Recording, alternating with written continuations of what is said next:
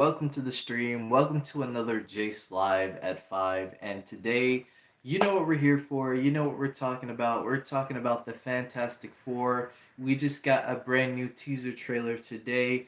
And so I want to get into my thoughts about the trailer. And I also want to hear your guys' thoughts about the trailer. So if you guys are checking this out on the replay, don't forget to hit that like button, subscribe, turn on those post notifications, and stick around because I got some more Marvel stuff coming your way. I got a stream for Your Friendly Neighborhood Spider-Man, so we're going to continue that on Thursday with episodes 3, 4, and 5, so you do not want to miss that. So let's go ahead and jump straight into it. I'm going to get into some of your guys' comments. What's up, Carter? What's up? Welcome to the stream. You know what we're here for. We're here for the Fantastic Four. Yes, I drew this for. I actually drew this yesterday. I was pretty excited, pretty hyped for the trailer. And yeah, if you guys haven't seen my trailer reaction, definitely go check out my trailer reaction. Let's try to get that to over 1,000 views. I know that's a big goal, but let's try to get to over 1,000 views. I think we can do it.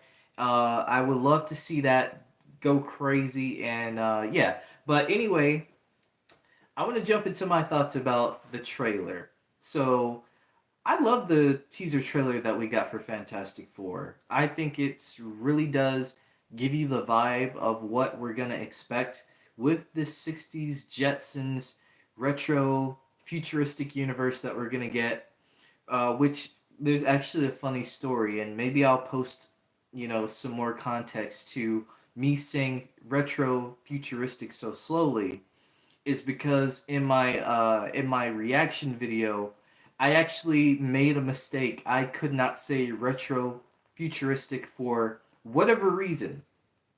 So there was like a bunch of times of me saying it and I couldn't say it. So there's like a ton of bloopers of me constantly messing up saying it. So I don't know if you guys want to see some content like that. Maybe I could post that. I thought it was quite funny, but it's cool that we're getting like Ben Grimm for the thing. I love the design. It looks just like him, and that's one of the big things that really caught my attention with the trailer. Also, obviously the '60s vibe that it has, but the thing's design is just really good, and it feels like straight out of a comic book, like legit straight out of a comic book. Oh snap! We jumped to 15 people in here. What's up?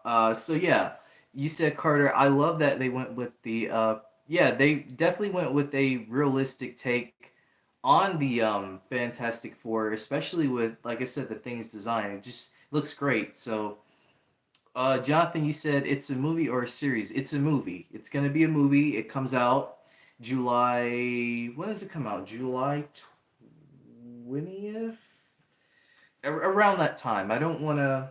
Maybe one of you guys can fact check me, but it comes out like a week or so after Superman does. Let's see, Fantastic Four. I believe it comes out in obviously it comes out in July, but I don't know uh, when exactly, what day. July 25th. So it comes out July 25th. So yeah, good afternoon. How are you doing? First time watching on break. Hair looks healthy. We love you. Just hit the yeah, hit the like button and share. Blessings. Oh, thank you, Linda. Thank you. Thank you. Welcome to the stream. So yeah, I really love first off, I love that they're going with this colorful, vibrant vibe for the Fantastic Four, just going based off the teaser. Because I know a lot of people have been saying, oh, Marvel doesn't know how to color grade things. Why are movies so grayscale now? Well, you can't really say that with this trailer because there was a lot of vibrant color. Like, I don't know if you guys picked up on it, but Vanessa Kirby, who plays Sue Storm, her eyes were actually kind of like this bright blue color. So that was like one of the things like I automatically picked up on. I was like, yeah, this movie's gonna be very vibrant, and it should because the '60s, I would imagine, the '60s was a very vibrant time where everybody was wearing suits every single day, and that sort of thing. So you would imagine that in a world like that, it would be full of color.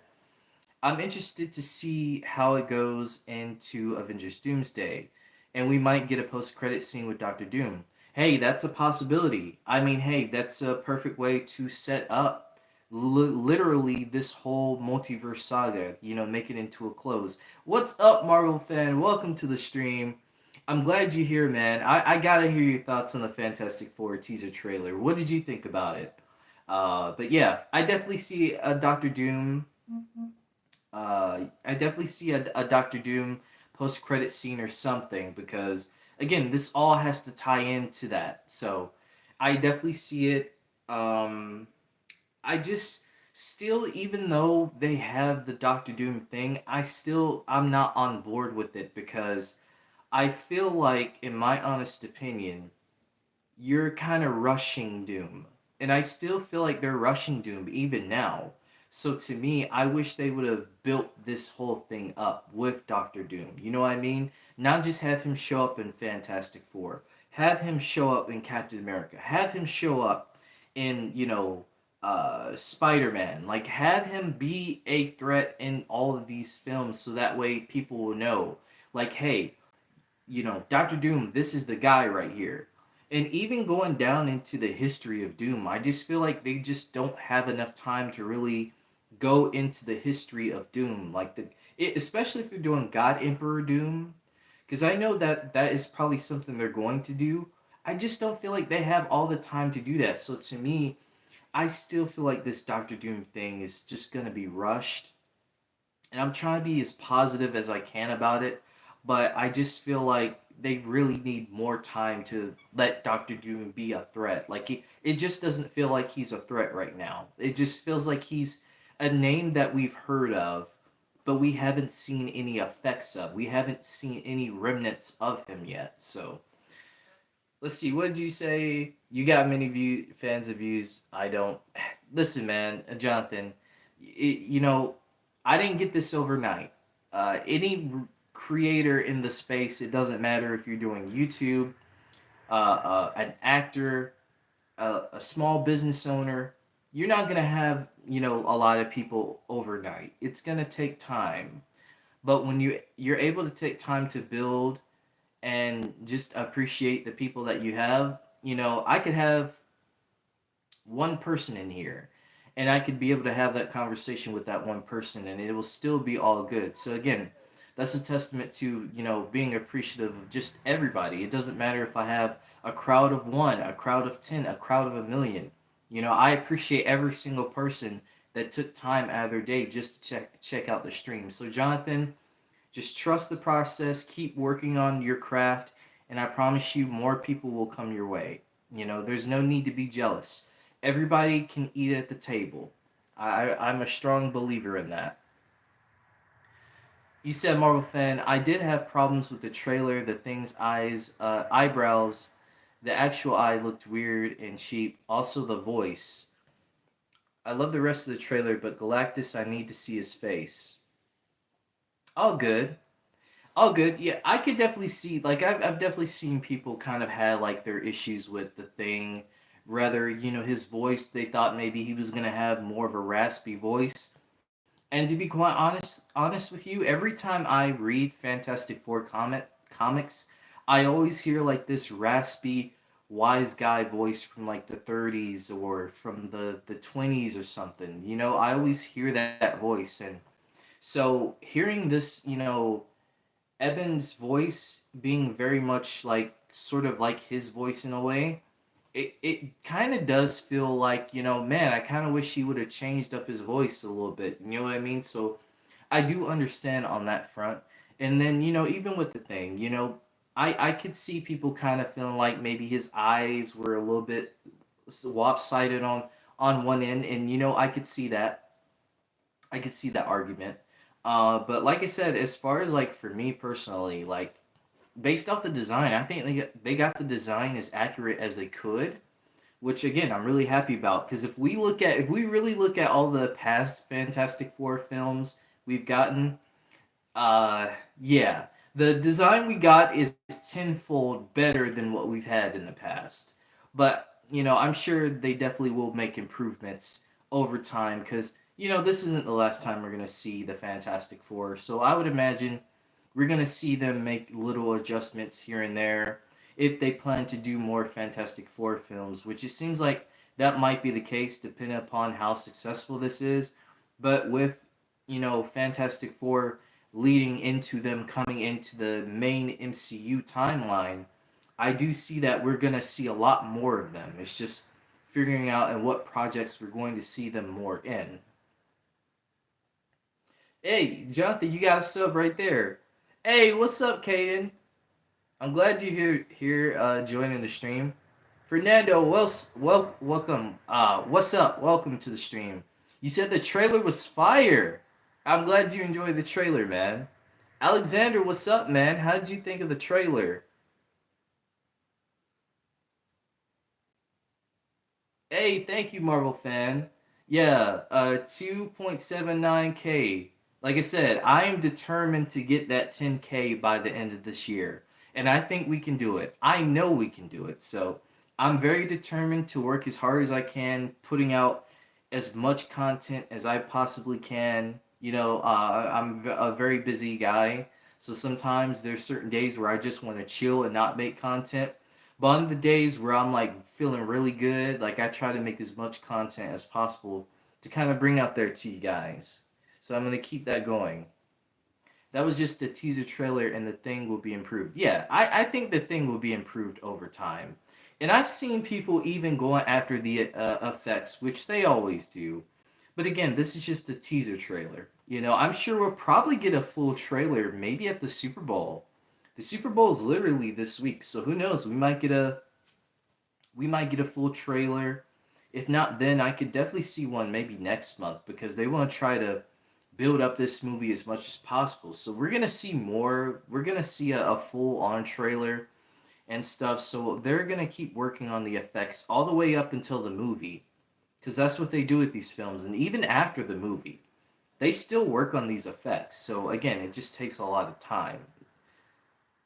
Yeah, Josh, you went up from two. Yeah, It's insane how fast I've been growing. It really has. It's been insane. The eyebrows are great, but I think the eyes were the real problem. I love the trailer. This is my most anticipated movie of the year. Yeah, I do. I will argue. I do think the eyes could have been a little bit more noticeable. I do feel like the eyes are quite small on the thing. I don't know if maybe they did that because they don't want him to emote too much, but I do agree with you on the eyes. I do think the eyes are a little bit small. They should have made them a little bit more bigger so that way people could see. So I do agree with you there to that extent. But yeah, this trailer alone, like I was already looking forward to the Fantastic Four, but this trailer alone definitely got me even more excited. And I know there's been people on the internet who have been like, "Oh man, Superman, this is gonna beat Superman. Nobody cares about the Fantastic Four." And this whole back and forth discourse thing that these Marvel DC fans love to do. Honestly, I'm seated for both movies. I don't care about this whole rivalry that people base canon in their own heads. I'm happy for Superman. I'm happy for Fantastic Four because without both of these characters, Marvel and DC would not exist. These characters are very essential to the Marvel history and to the DC history, but collectively to the superhero history as a whole. So I'm looking forward to both.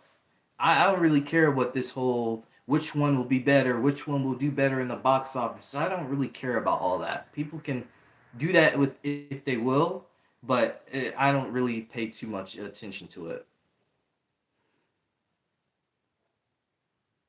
Galactus's form of the Shadow, he looked like his comic book counterpart. I'm happy because the Rise of the Silver Surfer done him dirty, and they made him a cloud. Yeah, which we are gonna see Silver Surfer in here. We're gonna see Silver Surfer, and we're gonna see the other Silver Surfer in here as well. So we're gonna essentially probably get two Silver Surfers in this movie, which would be really interesting too because with this universe being so much more different, this kind of gives even more exploration and room to kind of dive into the Silver Surfer history. Who knows? Maybe they might do a Silver Surfer show. I know there was a talk a while ago about a Silver Surfer special presentation. I don't know if they're still doing that or not, but I did hear about that being something that they were considering at one point. So far, Galactus looks great. So hopefully they did not mess up his face. Well, I know that I believe it was D23. I believe they did like some extra footage with the Fantastic Four, and there was a scene where you could see Galactus. You couldn't see his face, but you could see his eyes. So I'm sure that when we get an official trailer, they'll show off his face.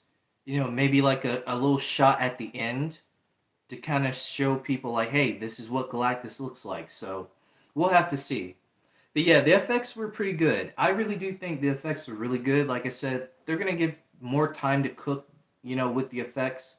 So just even based off the trailer, like I like the effects. Like a little nice detail that I liked is with Johnny when they have that scene of him flaming, and you can actually see like there's dirt like coming onto the screen. I love when movies do effects like that. Like, if you guys seen some slasher movies where the slasher legit like is slashing someone and you see the blood like splatter onto the screen.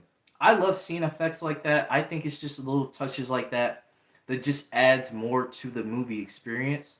So, shout out to the people in the effects department and whoever had that idea, because that just adds so much more to the film. It doesn't just make it a film, it makes it an experience.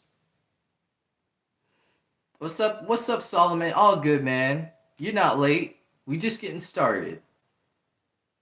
Do you think RDJ will cameo in this film? I think there's a possibility. I really do think there's a possibility because, again, they need to set up this multiverse saga, this multiverse threat, like right now. Because if they don't, then it's kind of like, well, what are we doing with the multiverse saga? How are we really going to close this out? I just think it would only make sense for Doctor Doom to show up, at the end, like a post-credit scene, and then we kind of see like, okay, so we're going to see more of this guy. So we're not just going to see him in Fantastic Four. We're probably going to see him in a lot more other films that we still haven't had announcements of. There's been rumors, Doctor Strange 3, Shang-Chi 2, obviously Spider-Man 4, we know if that doesn't get delayed. So there's plenty of other projects that I'm sure we're going to see, Doctor Doom in. It's just, again, it's just a matter of how they go about it. Hey, what's up, Need to Watch? Yeah, the trailer was fun, man. Like I said, I'm really looking forward to it. I love that 60s era, the Jetsons. I grew up with the Jetsons, and I'm sure all of you grew up with the Jetsons too. And I definitely had that vibe of, Herbie reminded me so much of Rosie. Obviously, so again, a lot of those dynamics and stuff that I grew up with Hanna-Barbera. So for me, this trailer really did feel like that Hanna-Barbera type feel. And I'm sure some of you may have watched the Fantastic Four cartoon that came out. It used to come on Boomerang all the time, so I used to sit down and watch it and stuff. So again, that's just adds more kind of like a nostalgic point to the Fantastic Four for me, because that was like my first ever introduction was that cartoon, and I'm sure for a lot of you guys it was the same. This is going to be the best Fantastic Four movie ever. I hope so, and I really want it to be. I really do. I think the Fantastic Four, they need a win. They need a win in the department, the movie department. And I hope that with the success of this film, we get a Fantastic Four game. I think a Fantastic Four game where you play as Reed Richards, Sue Storm, Ben Grimm, and Johnny Storm, I think that's perfect. I don't see why we haven't had that yet, but I think with this movie, I think that's a perfect opportunity for Marvel to capitalize off of that and try to do more Fantastic Four related projects, whether it's cartoons or, again, video games. I think, again, I think it'd be perfect. I didn't know the 2000s were good. Yeah, I mean, there were some good things that happened in 2000s. There's some good and some bad, you know? With life, with everything, you know, there's a balance. There's some good, there's some bad. So I want both Superman and Fantastic Four to crush it. I do too. I really do. And I think I have a good feeling that they will. Because I don't know about you guys lately, but I've noticed in superhero media lately, I've noticed a lot of dark themes. And there's nothing wrong with exploring dark themes. Like, I want to make that clear. Like, there's nothing wrong with exploring dark themes. You know, you got your Invincible, you got your The Boys, and I like those shows. But sometimes I feel like there's been so much of an oversaturation of these dark theme element shows that I feel like we haven't really seen a lot of light-hearted stuff like a Superman, like a Fantastic Four that kind of gives people this hope.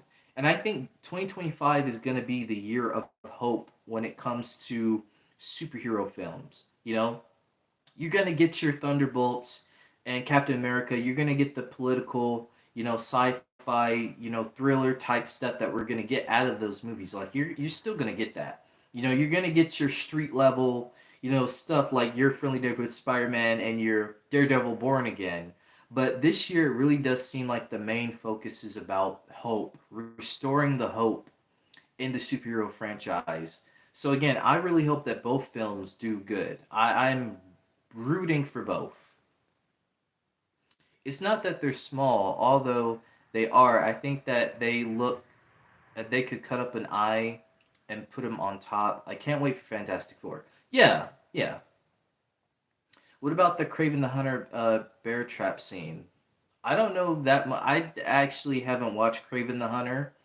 If you want me to be honest with you, I don't really like the Sony villain stuff.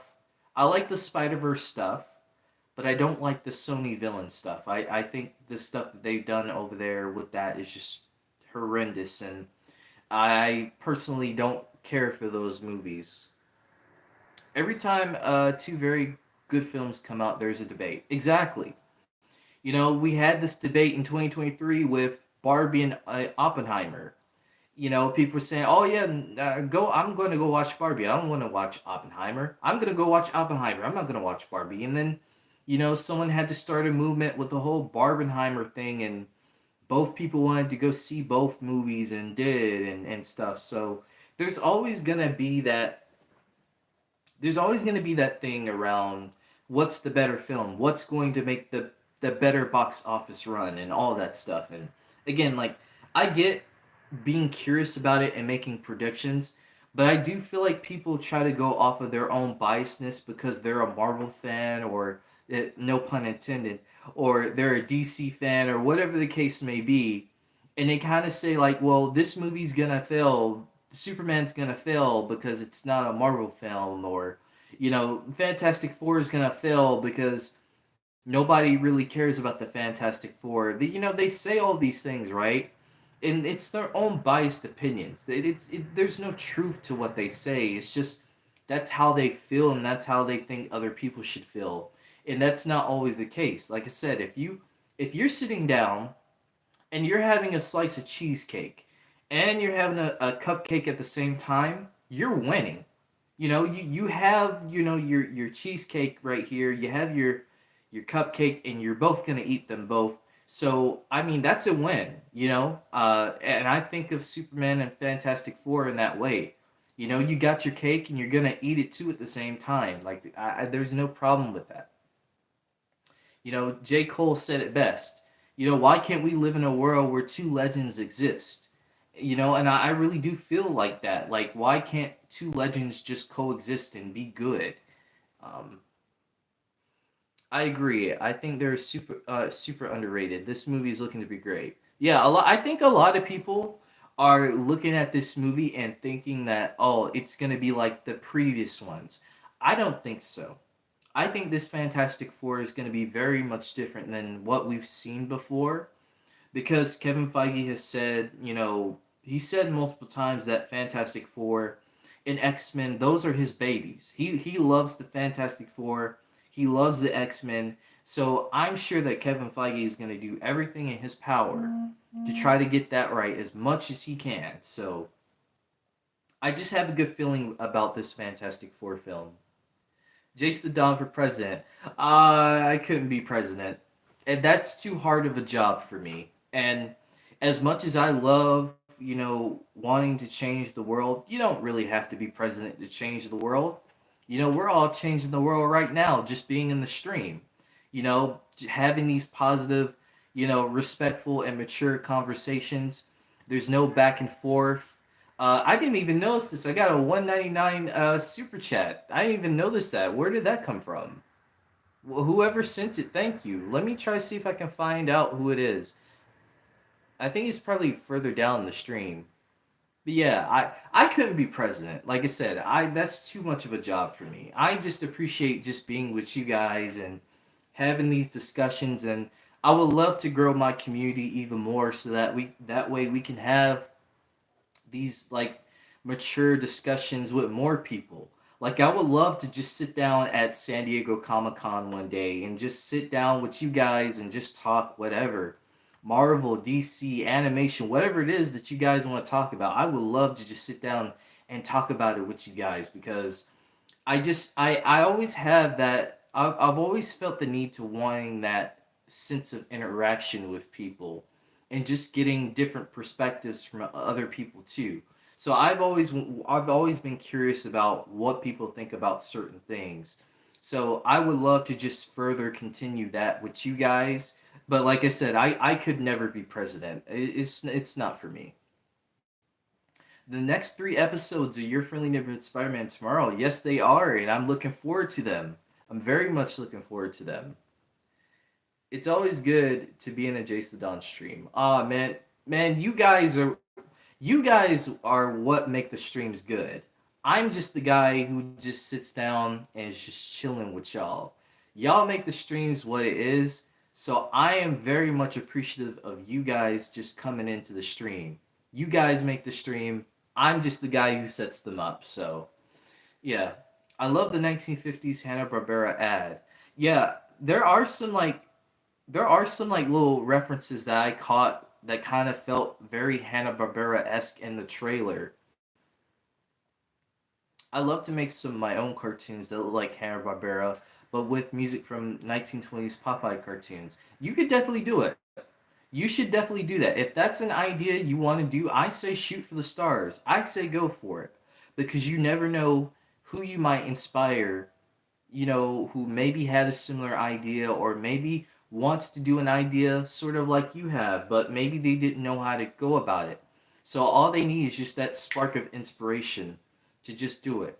Like, I'm sure right now there is probably a young filmmaker who saw the Fantastic Four trailer and said that they want to create a futuristic 60s vibe movie. I'm sure there's probably a kid out there who's inspired to wanting to do that in the future. And that movie is probably going to be what inspired them to do that. So you never know what you come up with, what you may inspire someone else to do, and that gives them that inspiration to come up with their own ideas. And then you just the cycle just keeps going on and on just with inspiration. So again, if anyone has something that they want to do out of life, do it because you never know how that could affect someone else's life. Make it better for them. Give them an opportunity that they didn't know they had. I hope it's wishful, but I hope Doctor Doom is Tony Stark, and the suit is Doom Iron Man looking armor. I could definitely see that because if they are wanting to tie in the whole Doctor Doom and Iron Man thing, because again this is RDJ and he's legit Iron Man, then it would make sense for them to maybe have like a suit. Maybe it could be like a straight up like Iron Man suit, but it's just painted silver and green. Like maybe it's something like that. Maybe he killed a Tony Stark from another universe and legit took his suit. Like that's something that could happen. So we'll have to see what they do as far as that. But I think they'll probably go the more Doctor Doom classic traditional route, kind of similar to what they did with Kang. With his design, I could definitely see them doing a more classic traditional route for Doom. You guys talking about RDJ Doctor Doom. After this, we should get a Fantastic Four anime series that is a continuation of the movie, but in anime form. Ooh, now that would be dope. That would be dope. Now I'll make a wager with you. If they do decide to do that, they have to make sure that they're able to have full creative freedom on that series.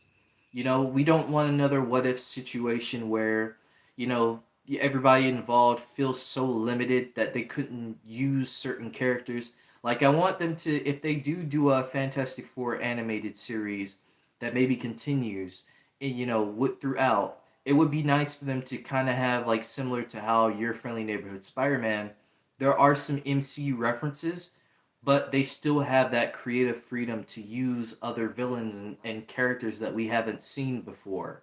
So something similar to that, I would be down with the Fantastic Four, anime series or any kind of animated series. I think that would be great for the Fantastic Four.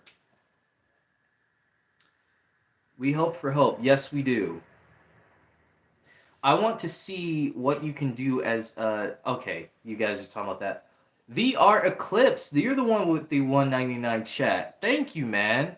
You said Toby or Andrew. I'm gonna go with Toby.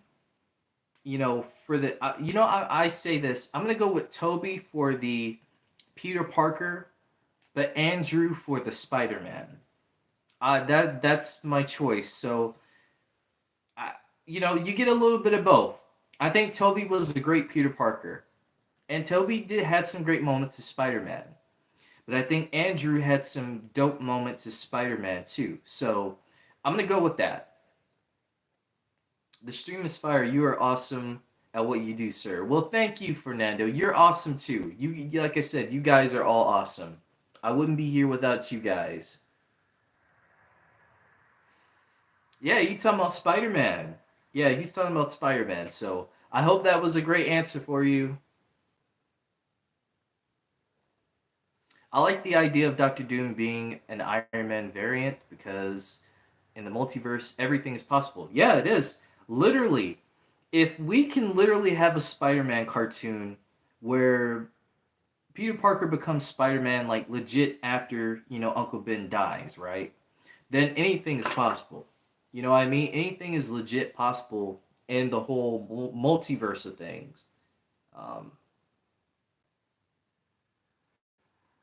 I've never thought of it that way, man. I love that perspective and outlook. It's always great to meet people every day, and you inspire and remind us all to always do so. Yeah, like I said, everybody has some inspiration inside of them. It's just finding out where it is. And like I said, all it takes is a simple spark, and you got it. You run with it. You take it with you. Joe Certified, what's up? That Spider-Man shirt hits harder than my camera spelled. Oh man, I remember those days, so I know how you feel. But yeah, I appreciate the comment. Yeah, I got this at Walmart. So another word of advice: never downplay Walmart because you might find some gems there. So I buy just about not all my clothes, but just about my shirts all from Walmart. Pretty dope shirts, really. Um, those sales, I'm telling you, those sales they really do the job. So if you're looking to save up your money, just go for the sales. You'll be surprised what you'll find. So hyped for the what's up, Geekly? You said so hyped for the movie. Fantastic Four have been up there with Spidey as some of my faves from the Marvel brand. So I hope that that the Fantastic Four can stick the landing. No pun intended. Yeah, I hope so too. And this would be the perfect opportunity to kind of get into that dynamic with the Fantastic Four and Spidey. You know, we all know the history with the Fantastic Four and Spider-Man. Legit, in Spider-Man's first official issue, not only did he save J. Jonah Jameson's son, but he also, faced off with the Chameleon, and this is where he met the Fantastic Four. He thought about maybe trying to get into the Fantastic Four, and he wanted to because he thought maybe the Fantastic Four, would be able to give him money, but he found out that that's not the case. He wasn't going to be able to get money from the Fantastic Four because they didn't do it for money. So, and then later issues we get him and Johnny Storm. They have a little bit of a back and forth. They have like a brotherhood type thing that we learn later on. And when Johnny Storm dies, he Spidey joins up with the Fantastic Four for a time as well. So the Fantastic Four have been there for Spidey through so much. Like even with the symbiote arc, it was Mr. Fantastic who was able to kind of in a way pull off the symbiote off of Peter. And that's when we get the classic, Bagman suit with him wearing the bag and the Fantastic Four suit. So again, there's so much dynamic with Spidey and the Fantastic Four that I think this is a perfect way to try to build a friendship bond with, those two elements in mind. So I hope they do that. I really hope they go for that.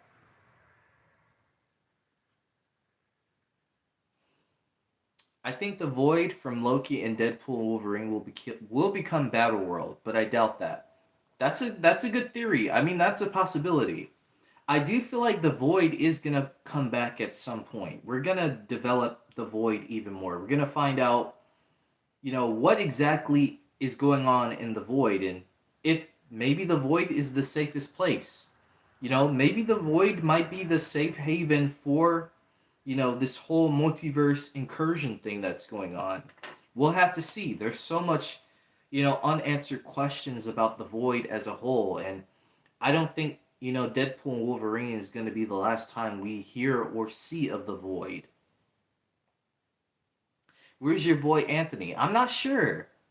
I'm not sure where Anthony is. He might be busy. If I'm not mistaken, did we see some future Foundation hints in some of the movie's promo today? I'm holding out hope for some Spidey and Fantastic Four interactions. I agree. We did. They showed off a logo of the Future Foundation, so that seems like that might be their way of kind of saying like, hey guys, if you want the Future Foundation storyline, in the future, that might be something that happens. We know that in your friendly neighborhood Spider-Man, even though it's a different universe, we know that that suit is the Future Foundation suit. They coin it as the Osborn suit, which I have a theory as to that whole thing. I could probably get into that later, but I talked about it in my last stream. But I think there's a whole theory to that whole Osborn Future Foundation suit thing. Heck, even some hints at a connection to Black Panther as a link to the nod to his first appearance. I would love that. I would love because they had the Fantastic Car in the trailer, and if you know about the history about Black Panther and his first appearance, he pretty much gave the Fantastic Four like I believe he gave him like a new updated version of the Fantastic Car if I remember correctly. I'm probably getting the story wrong, and so that's like a big thing. And Mr. Fantastic meets T'Challa for the first time, and I would love that. I would love to see maybe like a variant of T'Challa in the Fantastic Four universe, and maybe somehow he gets pulled out into that universe, and maybe that's a way for them to kind of have that Black Panther in this MCU 616 universe. Maybe that's their way of doing that. So I don't know. Rumors are saying that's not what they're going to do, but I would hope that maybe they reconsider maybe doing something like that. I think again that would be dope to see Black Panther in the Fantastic Four. I think that would be really cool. So we'll have to see. I saw Black Panther 2 in theaters. I didn't go see it. You guys kind of, if you guys know about me and the recast T'Challa movement, then you know how I feel about Black Panther 2. I didn't go see it. I didn't want to go see it.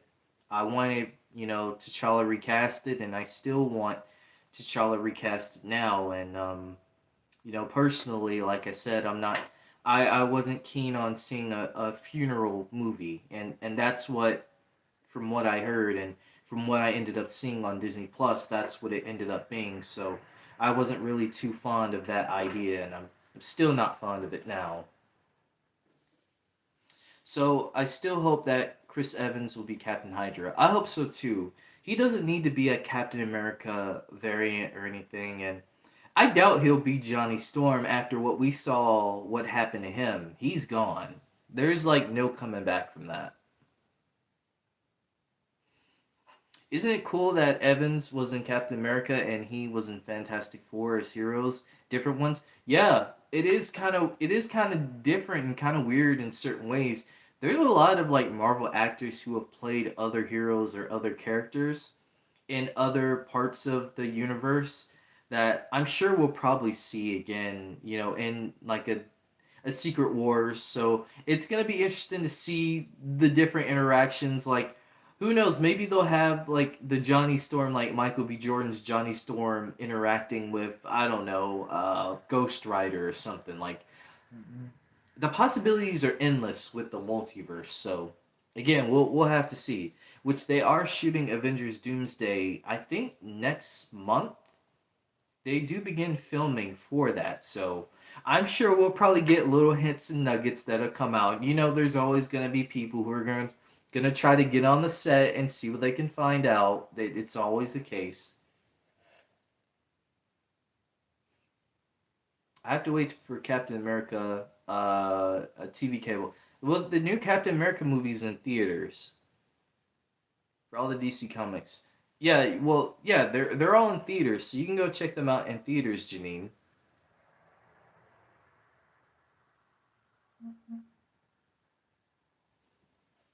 I watched Blue Beetle yesterday, some of it. What do you think of it? Because Sholo Manaduenya did talk about recently about a Blue Beetle animated series, which I talked about that before, but he kind of gave a little bit more of an update on that. So it does seem like that is happening. Hi, which of the members of the Fantastic Four is your favorite? For me, my favorite has always been Sue Storm. I've always had an interest in Sue Storm. I think her as, invisible, woman. I think there's always been a interesting element to her as far as like, her being invisible. That what that kind of alludes to her, in a way of how sometimes, in life, not just women, but, just as people, sometimes we do feel invisible. We do feel like we don't exist in the same timeline as everyone else. And I think there's a great allegory to that. There's great power in that. There's great power when it comes to that. You see, Parker, you said triggered Karen calls cops on me for filming in public. You just film it in public, like you're not bothering anybody. I mean, people do that all the time, so I'm not sure why they would get mad at you for that. I know some people don't like you filming them though, so I do understand that. But again, still, Silver Surfer might return. My bad. If I put the wrong letters, something wrong with my keys, because I took them off. All good. Yeah, Silver Surfer is definitely going to be in this movie. Like I said, we got Julie Gardner. She's going to be playing a version of Silver Surfer. And then I did hear, like I said, we're going to get the OG Silver Surfer as well. So I did hear about that. So again, like I said, there's going to be, at some point, we're probably going to get some more, information and kind of more story with the Silver Surfers. Like I said, because if they still plan on doing that rumored Silver Surfer special presentation or movie or whatever it is that they plan on doing, then again we're definitely gonna get more from them. Which I mean, people grew up with the Silver Surfer, cartoon. A lot of people grew up with that, so it's been a while since I've seen that actually. So maybe I might do a rewatch of that because it's definitely been some time.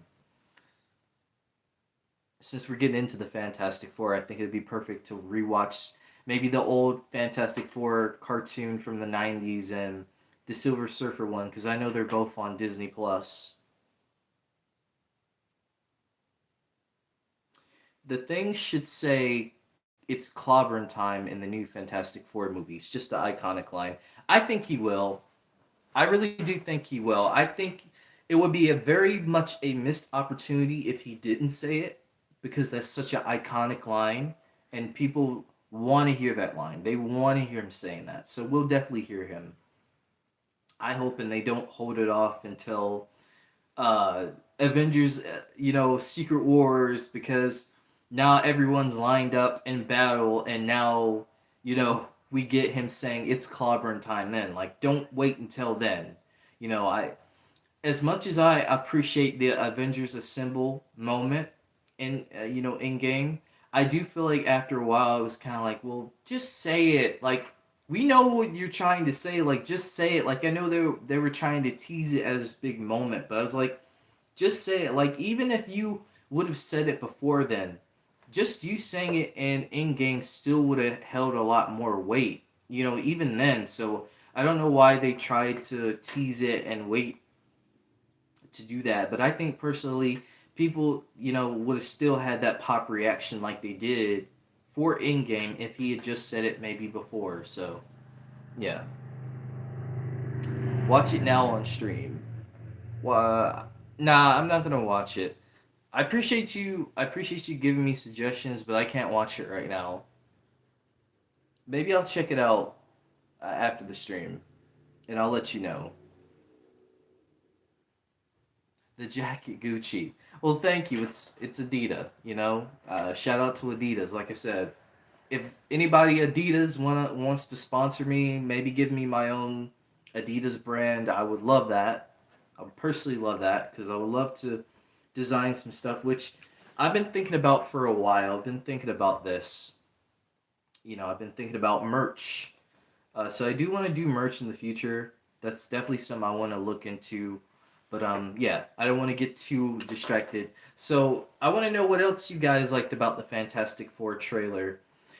I'm gonna tell you, I got up at 4 o'clock this morning because I said, like, when they announced that this was gonna be coming out today, I said I'm gonna try to get up at 4 o'clock this morning to wait for the get ready, shower, all that stuff, prep, and get ready for the stream.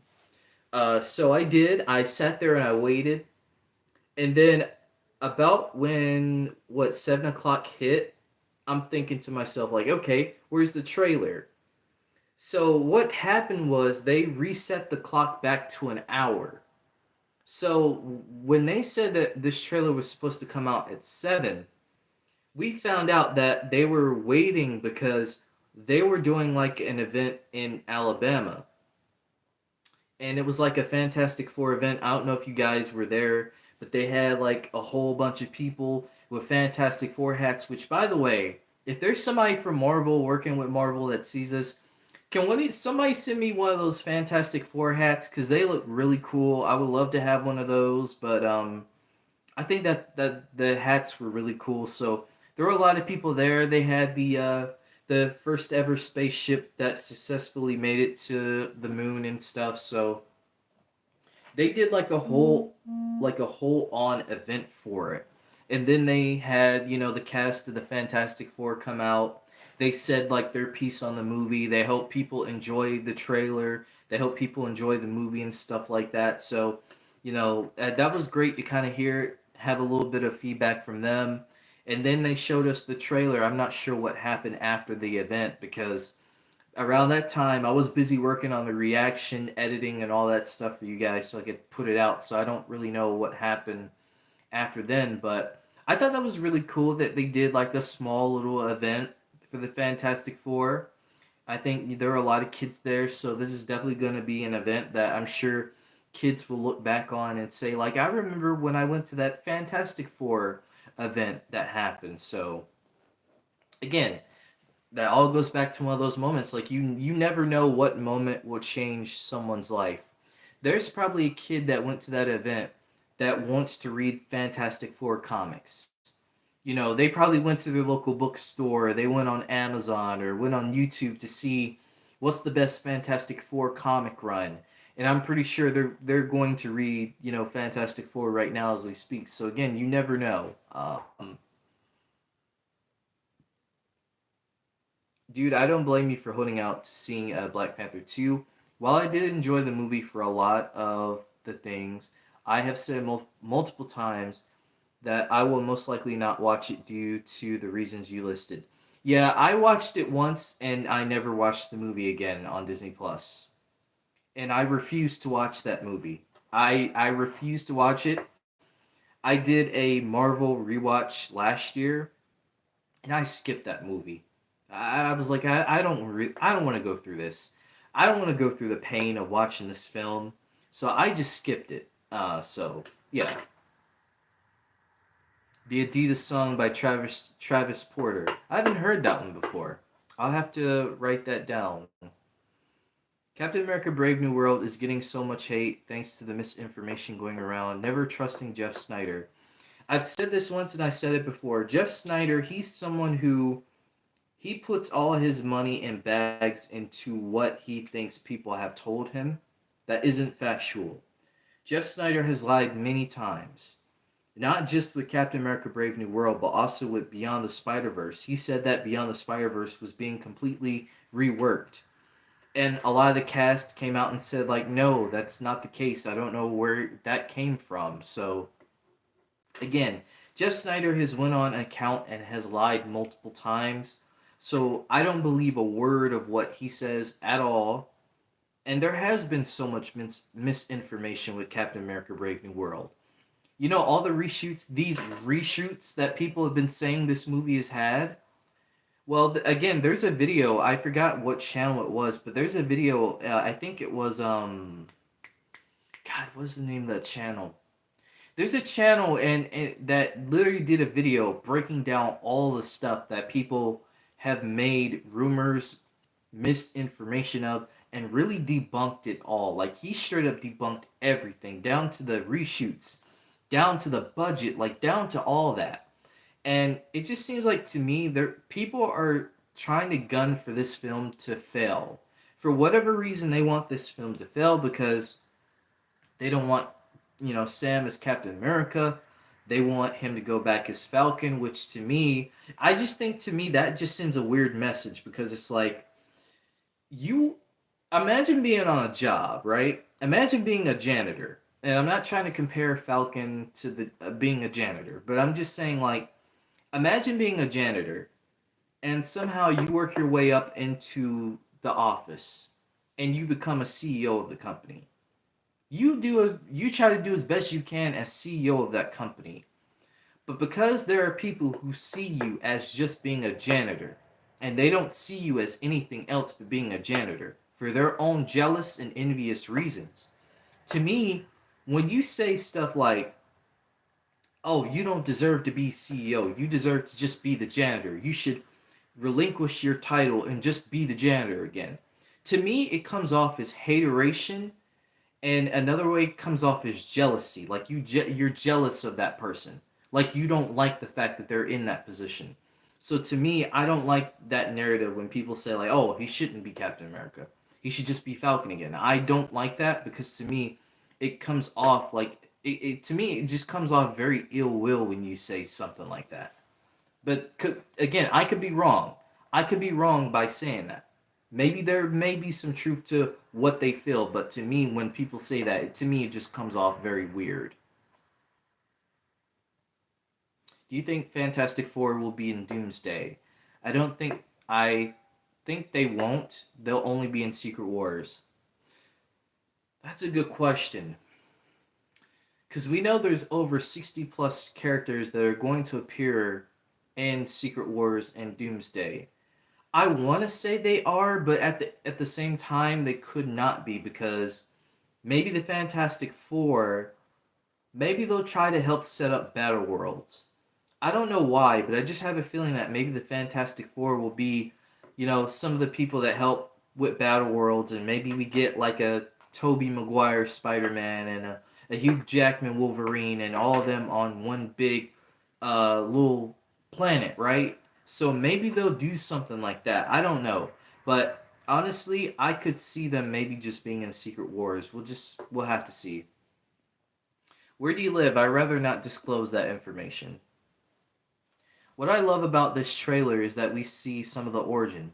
Yeah, they give us some of the origin while also telling a story. Like, it's not like we're gonna get a full-on origin of the Fantastic Four like we've gotten before. We're gonna get a story that kind of goes into the origin of these characters while also exploring an established Fantastic Four. Because to me, with all the children wearing their costumes, on Halloween, and you see like all the children and people crowded around the TV to see the Fantastic Four. To me, that tells me like how they're doing with Superman, that this is an established Fantastic Four. They've been on some journeys, they've been through some things, and they know a lot of people. I'm sure they know other heroes that probably exist in their same universe. So to me, I appreciate that they're doing that, and I rather much prefer that over an origin story. I think, you know, you can get into the basis of, they went into space and, all that stuff, but it doesn't need to be the full focal point of the movie. Candy Milo was on last night. Really? Where were they? So, in your opinion, Black Panther 2 is the worst MCU movie? No, I don't think it's the worst, but I do think, in my honest opinion, it's one of the ones that it doesn't have good rewatchability. There's some MCU movies where, even if they're bad, they still have a little bit of rewatchability, so you can kind of get through those. But something like a Black Panther, Wakanda Forever, or a Thor, Love and Thunder, like something like that. Like to me, those movies just don't have good rewatchability, in my honest opinion. Captain America 4 is getting a lot of hate, and I'm like, the movie didn't come out yet. Exactly. Like, we live in a time, and I remember years ago, things weren't like this. Even on social media, things weren't like this. When a trailer used to come out, yeah, you would have some people who would say negative things and hate on it before they even see the film. But now I feel like it's becoming more and more common to hate things rather than finding positivity in them. And Koi, who is with Real Rejects. I'm sure you guys know Koi from Real Rejects. He made a point, and I agree with him. I really do feel like nowadays things have become so I feel like things now have become so much in this space of where people complain about everything that they don't take the time to just soak in what they see and find some enjoyment out of it. You're not going to like everything that comes out. I don't like everything that Marvel does. I don't like everything that DC does. And that's okay. There's going to be something for someone out there, even if it isn't for me. And that's okay. But I'm not going to go on the whole rant like some people do online. And even with the Fantastic Four teaser, the little small teaser they did yesterday, there were people legit complaining because they used a laughing track. With the children, they used the children laughing track in the little small teaser they did. To me, I had no issue with that, and I don't have an issue with that because, for one, this is showing you that this is a very lighthearted movie that's going to touch onto that basis of how the Fantastic Four not only inspires, you know, adults, but I'm sure inspires a new generation. And that's what, to me, what they were trying to show in that small little teaser they showed off yesterday. Again, in the trailer, we see children all throughout this trailer, even in the posters that they released today, which there's even some mess with that. There are people who thought that Marvel was using AI for those posters. And Marvel had to come out and say, like, no, we didn't use AI for these posters. And, because someone had four fingers, which, again, social media, people on social media, which, by the way, it's just loud people on social media. It isn't the casual audience that's going out and saying these things. It's just the loud social media audience that are finding things to complain about. I'll give you an example. I'm a wrestling fan, and I know a lot of you know that I'm a wrestling fan. Jey Uso won the Royal Rumble on Saturday. Now, I was really happy and shocked that they did that because, again, I was rooting for CM Punk to win the Royal Rumble, but the Mm-hmm. fact that they pulled a swerve and made Jey Uso win, yeet, made him win. I thought that was really dope. I thought that was a great moment for him, and I love that. But because the internet was very loud about the fact that Jey Uso won, but last night on Raw, everybody in the crowd was doing yeet and doing the wave and doing the moves that Jey Uso does. Every time Jey Uso was getting emotional, the crowd was chanting, "You deserve it, you deserve it." That tells you right there that it's just the very loud internet fans who are always complaining about stuff. It's not the general audience, it's not the casual audience. It's just, again, loud internet fans who always have to find something to complain about because they're not happy and their lives aren't happy. They can be happy in their lives, they just choose not to because they think being negative is what makes them cool. But what they don't realize is that being negative all the time is what makes you this very like unwelcoming person in any form of aspect. It makes you very unwelcoming. If I'm not mistaken, I believe Kevin Feige confirmed that Fantastic Four will be in Doomsday at San Diego Comic Con last year. I could be wrong. I think he said it at the Marvel panel. He did. I do. Now that you mentioned that, Geekly, I do remember him saying that. I do remember him saying that, and I remember. I think it was they even reported that too. So now that you mention that, I do remember him saying that. Arthur Stan, what's up? You call me handsome. Well, I mean, I don't know you like that, but I appreciate the comment. I appreciate the comment. So yeah, so far the leader will still be in Captain America: Brave New World, and the first look can be a flashback before he gets the big head. I'm just saying. I think they'll definitely do something with the leader. I don't know what his role is gonna be in the film, but he's definitely pulling the strings. For sure, he's definitely pulling the strings. I just don't know how he's pulling the strings, but we'll find out how. I mean, he's got connections to the Hulk, which maybe he has something to do with, Isaiah Bradley being mind controlled, since we know that that's going to be a plot point in the film. Maybe he had something to do with that. Maybe it was the Sidewinder. We'll have to find out.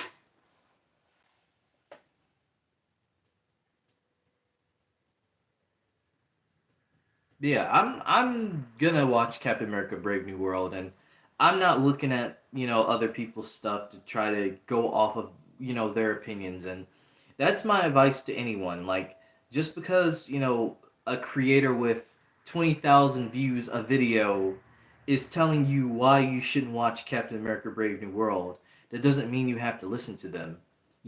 If you want to go, watch Captain America: Brave New World, that's your choice. If you don't want to go see it, that's completely fine. We're all gonna have, different opinions in the space, but don't let people influence you or make you feel bad because you wanted to go see it. Because Hollywood is all about taking risk. Any form of entertainment is all about taking risk, and it isn't just entertainment. It's business. If you want to start a business, you have to take risk because you never know where that risk is going to take you. It may take you somewhere big. You might end up becoming a big multi-billion dollar company in the future. Like you just honestly never know where your life could go if you decide to just say, I'm not going to do this. I'm going to put this off. I'm going to procrastinate. So that, go for it. Even if you fail, you learn from your failures, you pick yourself back up, and you go on to the next thing. You figure out what's next for you. Your t-shirt is fire. Do you read any comics or only watch movies? I do read comics. I've been reading comics ever since I was little. Like I said, my first ever comics were Spider-Man. Then I read, X-Men, growing up with the X-Men, the animated series. Read a little bit of Batman, a little bit of Superman here and there. Started getting into Daredevil, in recent years, and just kind of getting into more heroes and stuff. So I read comics, just as much as I can. I've been reading the Miles Morales run right now every month. That whole run with him and T'Challa, Black Panther. I love that dynamic. I would love to see that dynamic in the future in the MCU. I think that would be dope. Um, I read a lot of comics and stuff, so I'm always, asking people like, "Hey, is there a comic run that you would like for me to read?" I'm always down to hear suggestions. Uh, and I also, not as well as just reading comics. I also, rest in peace, Comic Storian. Comic Storian was a big influence to me, kind of getting me back into comics. I had stopped reading comics for a while, but I got back into it recently thanks to Comic Book Storian. And so, like I said, you never know. And I'm sure Benny, when he was doing, the Comic Storian page, I'm sure he probably didn't know that him narrating about the different comics and stuff, he probably didn't know how much of an effect and big impact he would have on people just based off of that. But him doing that is just been very appreciative. I love his videos.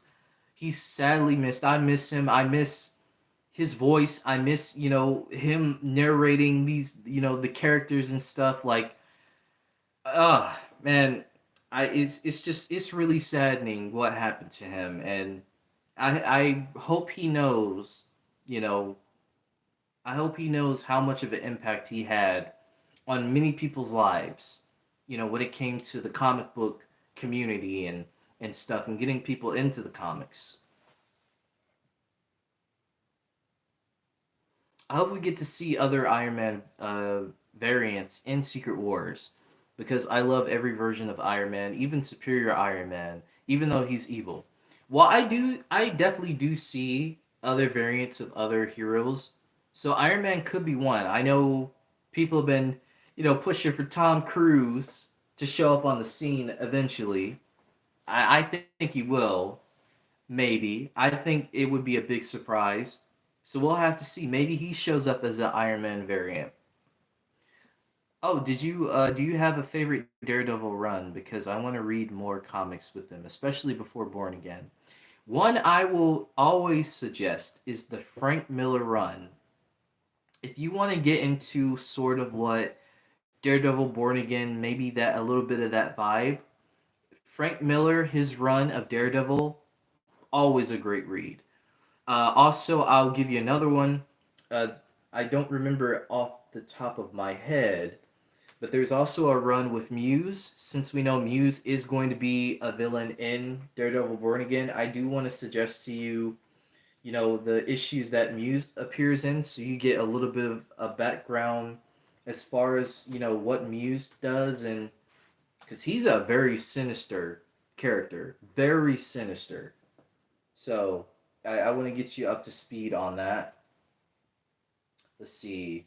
What did he appear in? Because I don't remember all the comic issues off name, but I do remember just the names of them. I think it was Daredevil Volume. Let's see. Daredevil Volume 5. So that one came out in September of 2016. So that was Muse's first ever appearance. So if you want to read about Muse and why he is the way he is, that one. Another one, Devil's Reign. I think Marvel, I think the MCU is definitely, I feel like, gonna take point plots of, the Devil's Reign run. You get the Thunderbolts in there, which we know the Thunderbolts is a movie that is coming, so maybe that could lead to a Devil's Reign with the Thunderbolts involvement in that. Another one, Chip Zdarsky, the Chip Zdarsky run, which, by the way, actually, let me get my Daredevil comic. Chip Zdarsky run. I got I got a ton of comics here, by the way. I got a ton. Ugh. I got a ton. See this? This is a lot of comics and just books in general that I have. Um, I won't go into all of them. If you guys want me to go into those, I can. But here's the Chip Zdarsky one that I have. And I won't go into detail, but what I'll say is this run is very interesting because Daredevil does something in here that you wouldn't think he would ever do, but he does do it, and so he kind of has to come to terms with what he does. And I think it's just a really good story. You get Elektra in here too. You get some other characters in here as well. Like I said, I won't spoil it, but Chip Zdarsky, Frank Miller, Devil's Reign, which the same artist who does the artwork, Marco, what's his name? Chichesco. I think that's his name. Marco Chichesco. He does the artwork in Devil's Reign as well, so I think you enjoy his artwork based off of that. Like I said, Daredevil Volume 5, I think it is. Daredevil Volume 5, Issue 11. That is when Muse first appeared. I'll give you that one. I think that's it, though. I think that's it. If you guys have any more Daredevil suggestions for FDW, definitely give them some. Because I think there's a lot of good Daredevil runs that I'm sure you'll enjoy.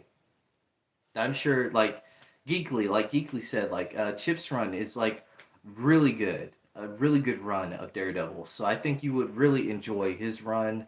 Um, Great storytelling.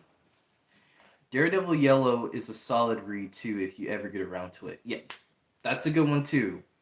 That's a really good one. I've only read Daredevil Yellow.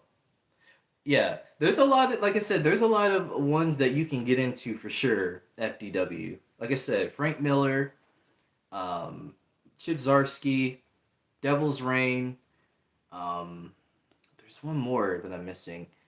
The one with Muse, Daredevil Volume 5, Issue 11. Like I said, and just kind of read through those issues, and like I said, it'll kind of get you up to speed as far as like all the stuff going on in Daredevil Born Again, or what could possibly lead to future events, especially with Kingpin, because Kingpin, he does have a lot of involvement with a good amount of those issues, and there's a lot of plans that he does in those comics that it definitely does seem like they're teasing to in Born Again. So yeah, I hope that was helpful for you though. Like I said, there's a lot more people who are knowledgeable on comics than I am, but I could kind of give you some that I've read that I'm sure, you could check out. Yeah, I appreciate it. Anytime. Anytime, man. I ask people all the time in here if they have any comic suggestions of things. Let me know. Marvel fan as well. I'm not sure if he's still here. He's also very knowledgeable as well. He actually got me into reading about the Marvel Knights, which Marvel Knights is a very interesting concept. So shout out to him. Like I said, he's helped me put me on and some other things as well. So like I said, I just love building this community with you guys where we can just share, different suggestions, comic book suggestions, movie suggestions, all that. Like I want to keep that community going. I love the villains for Higher and the tie-in Devil's Reign. Yeah, like I said, like Devil's Reign does a lot of things that, like I said, the MCU could definitely like incorporate. Like I said, the Thunderbolts working with Kingpin, right? Like I see that as a possibility. I really do see that as a possibility, especially with Val. I really think Val and Kingpin are the ones that bought Avengers Tower. Like I really do feel like they're the ones who bought it. So and I think that is something we are going to find out in the Thunderbolts too, which Asterix Thunderbolts, we'll see how long they keep that name for. There's also another theory that I feel like maybe Thunderbolt Ross could come back, Maybe he's the one who set up the Thunderbolts. I feel like if Sam isn't compliant, which we know Sam isn't going to be compliant with, Ross, I feel like Ross is going to do something like how Amanda Waller was trying to get the Suicide Squad, then the Suicide Squad didn't work out. Then she was like, well, I'll get Peacemaker. Then she had the team of Peacemaker, and that didn't work out. And so now she had the creature commandos. So I think we might get a situation kind of similar to that with Ross, where he's like, you know what? I couldn't get Sam to assemble the Avengers. I'll assemble my own Avengers. So I feel like, you get Ghost, you get US Agent, you get Yelena, you get all these characters, you get Red Guardian, the Taskmaster. So you get all these characters and you assemble them together, and that's why I think the Thunderbolts name, it's not going to stay for long. They're either going to become the Dark Avengers or they're going to become some other team. So, yeah. You had what's up, DJ Knight? You said I have seen the trailer and it looks great. I'm glad you enjoyed the trailer, and yeah, it does look great. I really do. Like I said, I enjoyed the vibe and everything that they brought to that trailer. And Pedro Pascal, I was very nervous. I'm not gonna lie, I was a little nervous about that casting, but I'm gonna let it play out. I'm gonna let it play out. I'm gonna see how it is because who knows? He might give us the best interpretation of Reed Richards yet. Like we don't know. So I'm gonna give it a chance. Because again, he might blow it out the water and really surprise us. There's this Avengers comic story I suggest you checking out. It's called Avengers Twilight. It's Marvel's version of Kingdom Come. Really? Well, that's interesting.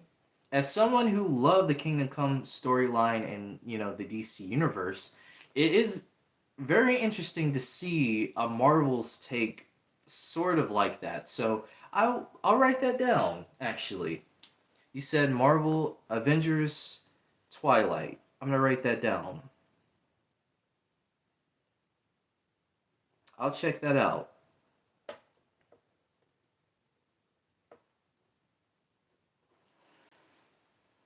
I'm not sure if you've read a lot of the older ones, but years ago I read these Herculoid comics with colorful illustrations and wonderful drawings. I forgot who drew it, but it was produced by Hanna-Barbera. I haven't. I've actually been wanting to tap into like the comics and stuff from like the Herculoids, Looney Tunes. They have their own comics. Mighty Mouse, which Mighty Mouse is getting a movie, so maybe I'll read the Mighty Mouse comics and stuff. So there's a lot of characters that have their own comics that you really don't know about until you research and then you see like, oh snap. Like I didn't know Looney Tunes had their own comics for so long. Like they've had their comics for years. So I might actually dive into, the Looney Tunes comics at some point. That's the spirit. Give it a chance. Yeah, just give it a chance. Like uh, all this judging and I know how the movie's gonna turn out because I think the box office numbers are going to be this high or this low, and so that's why you should watch this movie. I don't go into it like that. If people, like I said, if they want to go into that with that mindset, that's them. That doesn't affect me. That doesn't affect my hype for things. I very much hope they credit my man Raph Basky for the new Mighty Mouse movie. I hope so too. Mighty Mouse is definitely a character that is not very much seen of in this time. So Mighty Mouse, they could definitely play into Mighty Mouse being the big underdog as far as a character that people slept on. They slept on Mighty Mouse. I'm still hoping for the day that we get a ghost, a Space Ghost movie because I love Space Ghost. You know, Space Ghost Coast to Coast. I love that show, but just even the Space Ghost hero in itself, like I would just love to see a movie with Space Ghost. So who knows?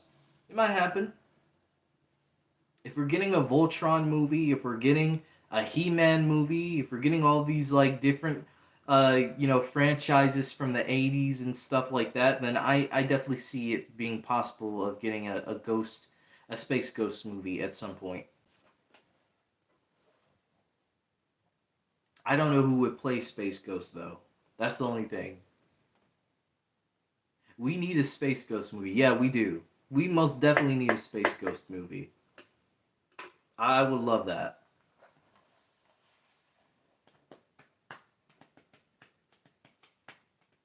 But yeah, any other thoughts about the Fantastic Four trailer? Do you guys have anything that you would like to see in the Fantastic Four?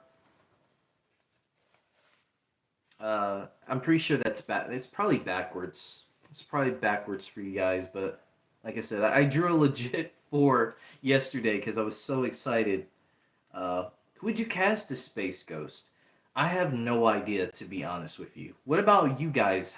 Who would you cast as Space Ghost? Because right now, I don't really have anyone that's screaming Space Ghost to me right now. Have you played any Marvel Rivals lately? The Fantastic Four trailer has me wanting to play as Reed again. LOL.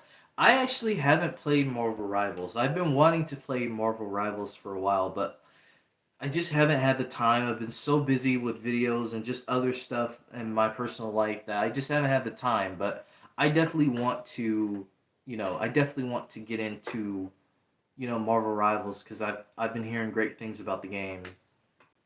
But I do know that there's been some characters, throughout different things that have been introduced. Like Luna Snow is legit in Your Friendly Neighborhood Spider-Man. Like there was a little promotion they did with Harry Osborn, and he actually took a selfie with Luna Snow, and you can see the half and half her hair, and also a little snow flake logo on her shirt. So again, like these characters are getting introduced. Like Marvel Rivals, I feel like has been doing a lot of help when it comes to you know bringing out lesser known characters and kind of bringing them into the forefront. So we're getting a Luna Snow. We're getting I'm pretty sure you guys know a ton of other characters out there, like the Agents of Atlas. Like we're getting stuff like that now because of Marvel Rivals, some of the animated shows, things like that. So again, it just adds more of a possibility of seeing these characters in Marvel projects outside of what we've seen so far. I know seeing Luna in that promo blew my mind. Yeah, it's great. I really do appreciate what Marvel Rivals does. Um, there is a Moon Knight meme that you guys know about with Dracula. They included that, that meme always makes me laugh because Moon Knight is one of my favorite characters, um, and I hope Moon Knight returns. I do feel like Moon Knight definitely. I wish his show would have. His show had so much potential that I wish they would have gone even further more into Moon Knight and his history. But I want to see Moon Knight come back because Moon Knight is just to me a very. He's always been a very interesting character, but I hope we see more. I really do. It's been a ton of fun. You're right. Rivals is gonna bring so much. Yeah, so many more new fans to the MCU and comics alike. Yeah, exactly. There was a post on Twitter, and I think there was like a comic book owner who what they did was they printed out pictures of the Marvel Rivals characters, and wherever like say like a Luna Snow or like a Cloak and Dagger, right? Like they would post their little pictures wherever their comics were for people who know them from Marvel Rivals to kind of get familiar into seeking out those comic books, from the game. So again, the game has done so much for the not just the Marvel, side of it all, but also the comic side of it all too, which has just been really awesome to see. Don King's son, I'll take that. I'll take that comment. Here's Johnny. I'm sure you would be hosting a late night show, I'm sure, Johnny. Even though Space Ghost seems to think that his late night show is better than yours. If you know, you know. Would John Hamm be a good Space Ghost cast? John Hamm. Let me look him up. That name sounds familiar. What has he been in? I feel like I've seen him in some stuff before. John Hamm. Oh, Oh, this guy. Yeah, I've seen him. Oh, he's in Baby Driver. Baby Driver is one of my favorite movies. That would be an interesting casting. That would be an interesting casting. I kind of want to see that, not gonna lie. He definitely does give the Space Ghost vibes. I definitely see it. So, you know what? I think that's a solid casting, Caden. Moon Knight is one of my faves. I think he has so much potential. The last episode of the series was a letdown, though. Yeah, I agree. I My biggest issue with the Moon Knight series is that they cut away from all the action. I know why they were doing it, but we wanted to see him in action. We wanted to see him like going to work on, all the enemies and stuff that he was fighting. They didn't have to do that whole thing where they did like this whole jump cut, with him, going off, he's off a little off, but then he comes back and then you see, blood all over, like bodies laid out. Like people wanted to see that. And I think at the time, I think it was because maybe that show at the time they couldn't do it because of the rating.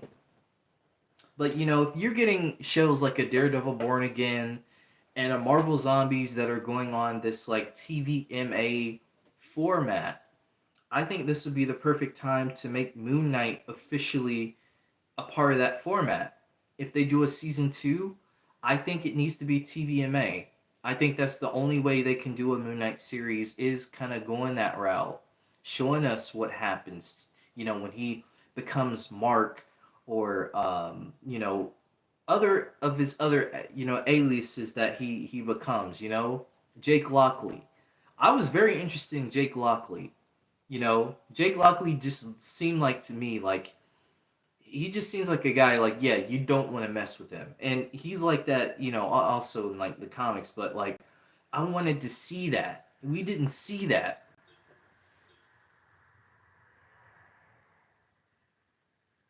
I hope Daredevil Born Again opens the door for Moon Knight to have a stronger chance of displaying the more intense side of the character moving forward, especially with us seeing Jake soon. Exactly.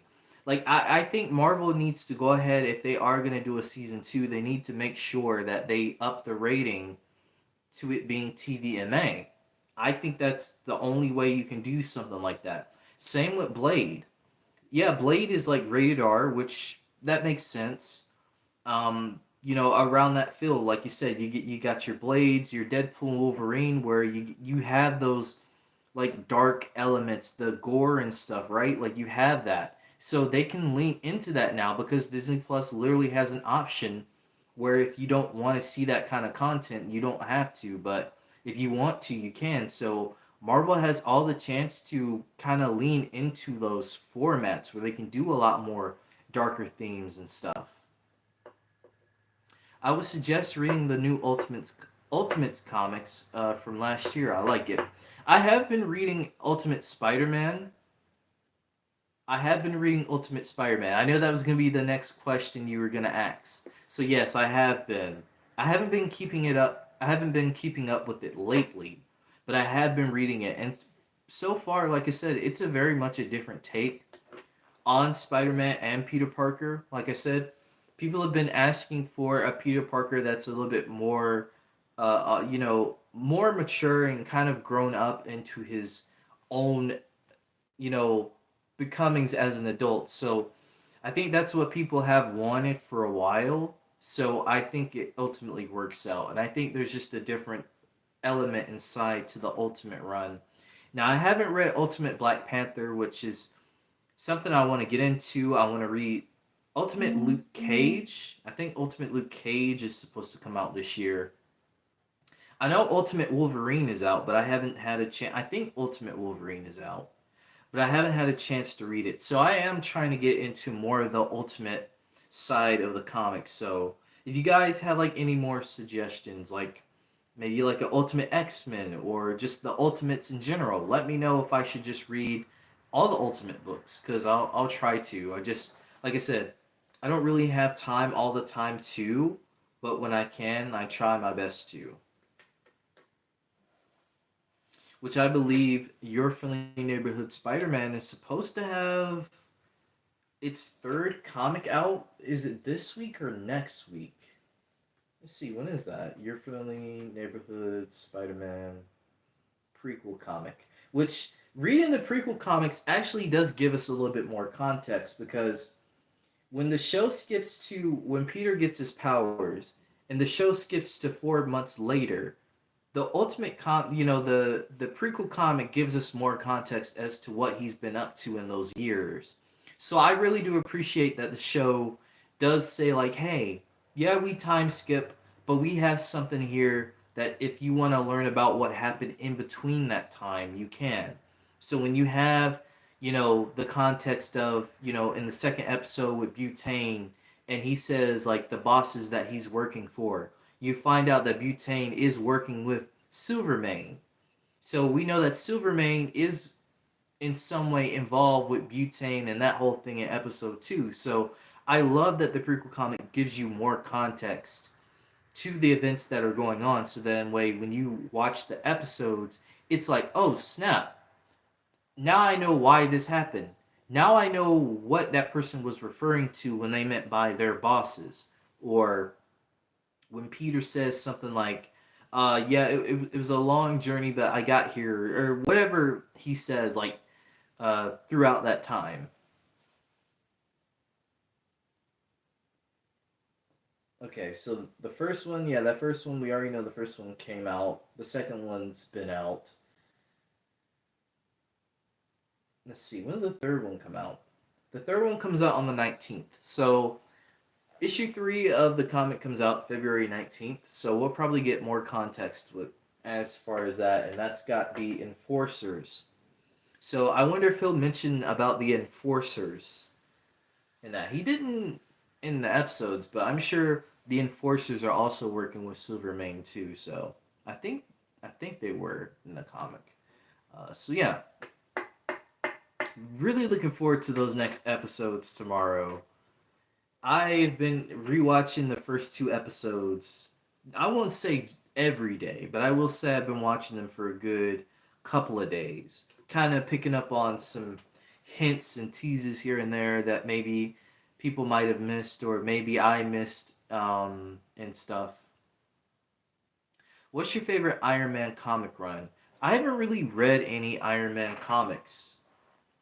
Iron Man is definitely a character that I want to be interested in, but at the same time, I just don't. I just don't see. Not that I don't see any interest in him. It's just that I guess for Iron Man, to me, from based off from what I've seen in the comics, like, I won't get into it, but I always feel like Tony Stark comes off as like this cocky guy, right? And to me, I feel like a lot of the times he likes to flaunt his money around. And I just don't know. And this is like no shot at Tony Stark or Iron Man. Like, if you're a fan of Iron Man, like, I understand. And maybe I'm wrong. Maybe there are some Iron Man comic runs out there where he's not like that, where you do understand why he is the way he is. And if so, I'll be glad to check them out. But I don't know, just Tony Stark has just always been this character that I feel like he's always had like this cocky attitude kind of thing. And I kind of get a little bit annoyed after a while with characters like that, because it's like, come on, man, like, you're a hero. Like, I get you're rich, but you don't have to do what you do, right? Like, you don't have to act the way that you act, or do some of the things that you do. Like, at least care for people. Like, I feel like he does care for people, but I feel like he kind of gets into his own head sometimes. And that's where he kind of messes up at. But let me know some comic runs, Carter. If there's some comic runs that you would love for me to read for Iron Man, I'd love to check them out. I love Iron Man. I loved him ever since Iron Man 2 in 2010 when I was a kid. It was cool. I miss him though. Yeah, I feel like MCU Iron Man, like, he did have those moments where he was cocky and stuff, but you could see, like, he genuinely had, the care, right? Like, he definitely cared about people. He cared about the Avengers. He cared about his team. And, for him to do what he did just adds so much more to why it's still weird. It's still weird to me how he's returning as Doom. You know what I'm saying? Like, just that whole sacrifice scene, like it speaks volumes to his growth. You know, it speaks volumes to his growth not only as a character, but as a family man, but also as a hero. And then only for him to come back as Doom, it's just I still just cannot fathom that. Like I can't fathom that, So I want to give it a chance, but I don't know. I'll have to see where they go with the story. You know, I want to let the story play out and see, because who knows? Maybe there's something there that we didn't see coming with, Iron Man. Maybe there was a twist somewhere. So we'll have to see. It's amazing how much his design has drastically changed since Tales of Suspense. Yeah, Iron Man legit, like, if you look at his old designs, like, Iron Man legit looks like a tin can robot. Like, that's what he looks like. He's a legit tin can robot. But now he's legit got the whole, you know, arc reactor, and the suit kind of builds upon his body and stuff, and it's just it's just interesting to see characters evolve and change over time. It's the same way with Spider-Man. Your Friendly Neighborhood Spider-Man in the intro has a bit of an Easter egg to the earliest design of Spider-Man. So if you look up Jack Kirby's Spider-Man, you'll see a early design of what Jack Kirby drawn for Spider-Man, and it just looks so odd. Like, he has a helmet on with goggles. He has this big giant black spider on his little costume. He's got like this ray gun that I would imagine shoots out webs. So it's just a really like weird design when you look it up and see it. But when you look at the evolution from that to Ditko to John Romita to uh, artists, Todd McFarlane, your Bagley, up to now, right? Your John Romita Jr. Like, when you see all those designs, right, it makes you appreciate where the character started and where the character is now. Now Spider-Man is the most recognizable character of all time. When people see those big eyes and that mask and the webs, people automatically know that's Spider-Man.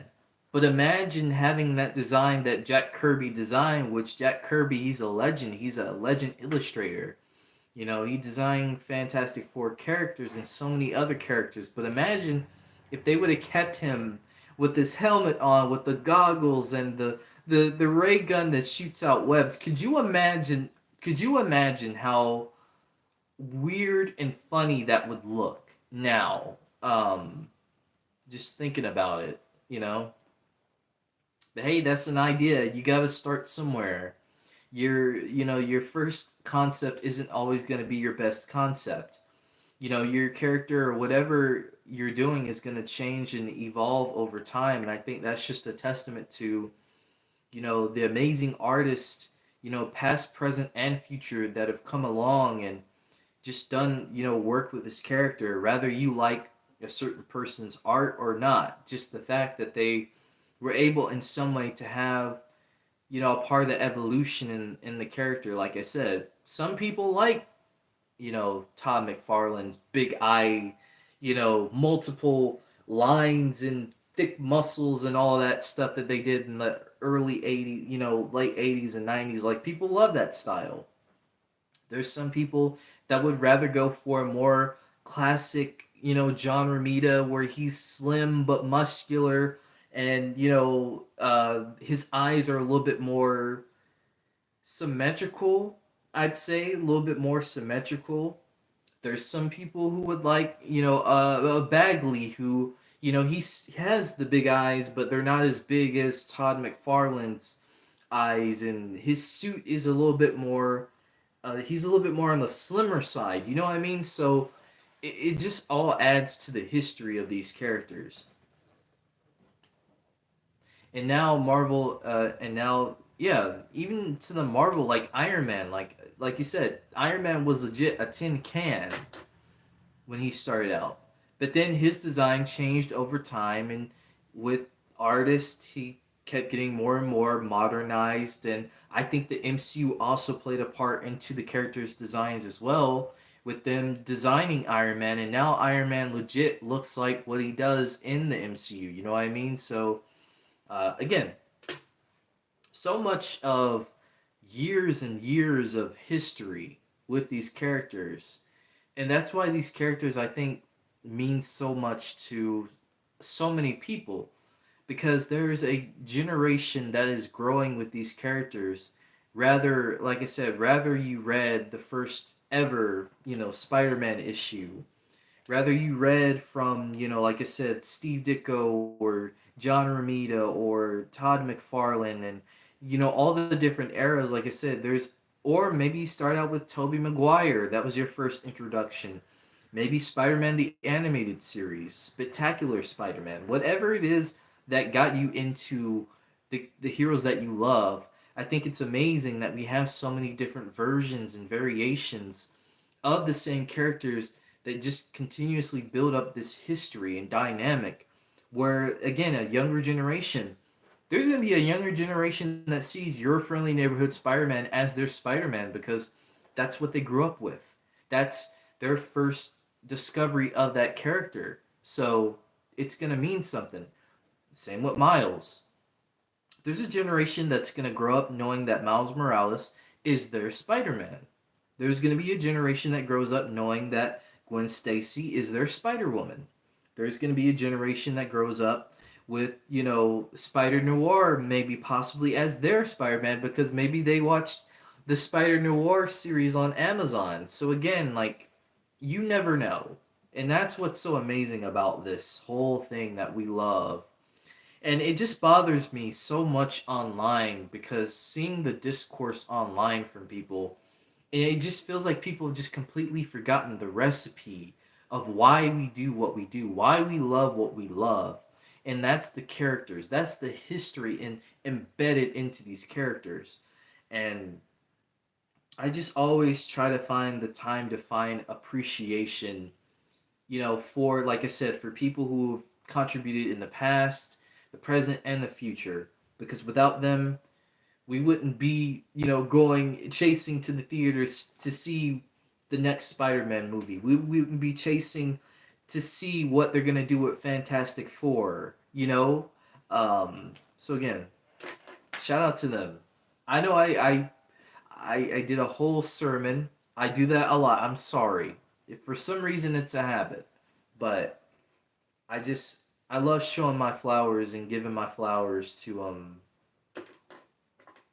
just the people involved, because again, it takes a village. It takes a village to keep a legacy going. But yeah, I know I went off topic, which happens a lot. If you don't know by now, I go off topic a lot, and I don't mean to on accident. It's just something that happens. But I guess that's just a part of the great conversation that we have with you guys.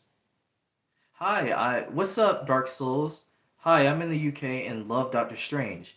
Hey, that's awesome. I love Doctor Strange too. I think Doctor Strange is a very, very interesting character. I've always been interested in the mystic arts and things of that nature.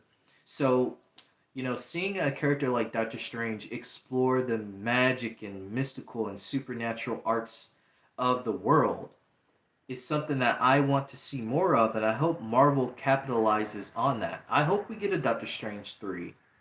I hope we get a Midnight Suns.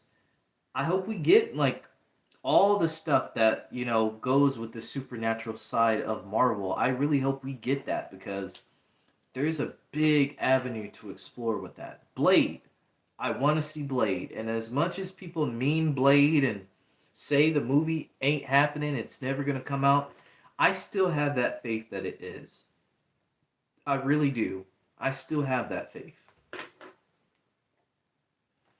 Shout out to all the legends, old and young. Sometimes I feel like people don't appreciate the older actors until it's too late, and we should appreciate all so we can break a generational stigma. You know, I'm gonna bring this up because I don't watch the Grammys. I haven't watched the Grammys in years, but there was definitely something that kind of got to me a little bit from what I saw. Um, Associated Press did an interview with Babyface, and I don't know if you guys, maybe some of you know about Babyface. He's a a songwriter, singer. He's created so many hits for so many different artists. All you gotta do is just look up Babyface. You'll be surprised of the amount of artists he's written songs for, he's produced, all that. Like he's done so much for music. But when he gave that interview, the two ladies, involved that were given the interview, they pretty much interrupted him when he was being asked a question. They called over another artist. And he kind of just played off being very professional, like, "Oh, I see you're trying to get to the next artist. Well, that's fine. I'll go over here." But I saw the look on his face, and the look on his face to me kind of showed me like, dang, I'm a legend. Like I'm a 13-time Grammy, nominated, award-winning, legend, and they're gonna do me like this, you know. And to no surprise, these are like younger interviewers who, to me, they didn't really feel as experienced, because going based off of how they treated him, they didn't seem very experienced in the field. And I just thought, like, that, how rude. How rude can you do that to a guy who created so many hits for so many artists in the 80s and 90s and early 2000s and even now? You know what I mean? Like, how could you do someone like that? So that ties back to your conversation, Caden, about sometimes it feels like we don't really appreciate or give, the legends that come before us their flowers because people are so focused on the now, the now, the now, the now, that we don't really take the time to appreciate, like, you know, if it wasn't for this, like, we wouldn't have what we have now. And it continues to create generations of new music and new entertainment that keeps it going for as long as we possibly, shall live. And I just always try to give my flowers and stuff to, the legends, the OGs, if you want to call them that, See, what were you saying? I would love a really good Phoenix film too. The White Phoenix is second to what are you referring to? Dark Souls? The TOA. What is that in reference to? I love the '90s R&B, Montel Jordan cameo and Mid Condition. Those guys and those guys. Well, I I won't disclose that. But what I will say is I do have a famous relative, and they've been in the music industry, and I've never met them. I've never met them, so I don't know them personally, but I know that they're a relative of mine, and that's pretty cool, I guess. So yeah, that's all I'm gonna say. I'm still watching Me TV Tunes. That's awesome. I've actually thought about doing a Me TV Tunes 6 months later video. That's actually something that I've been thinking about doing. I know Me TV Tunes put out a statement today about something, so maybe that's a video that I could do tomorrow or something if you guys want that. That's sad they treat him like that. I noticed some younger actors kind of exploit their work with the legends, but it's not always like that. Yeah, I've noticed that too. And this has been another like argument I've been seeing, and this is kind of something that I kind of wish would stop because the landscape of how things have changed over the years has like really changed. Like people say like Hollywood doesn't have movie stars anymore. And I disagree with that.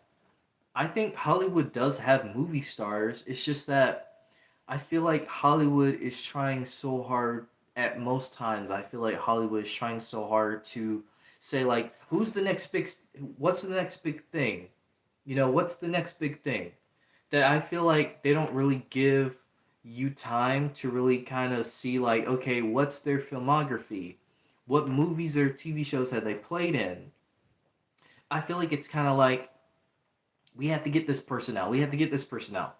We have to give him a Oscar. We have to give him Emmy. We have to give him this.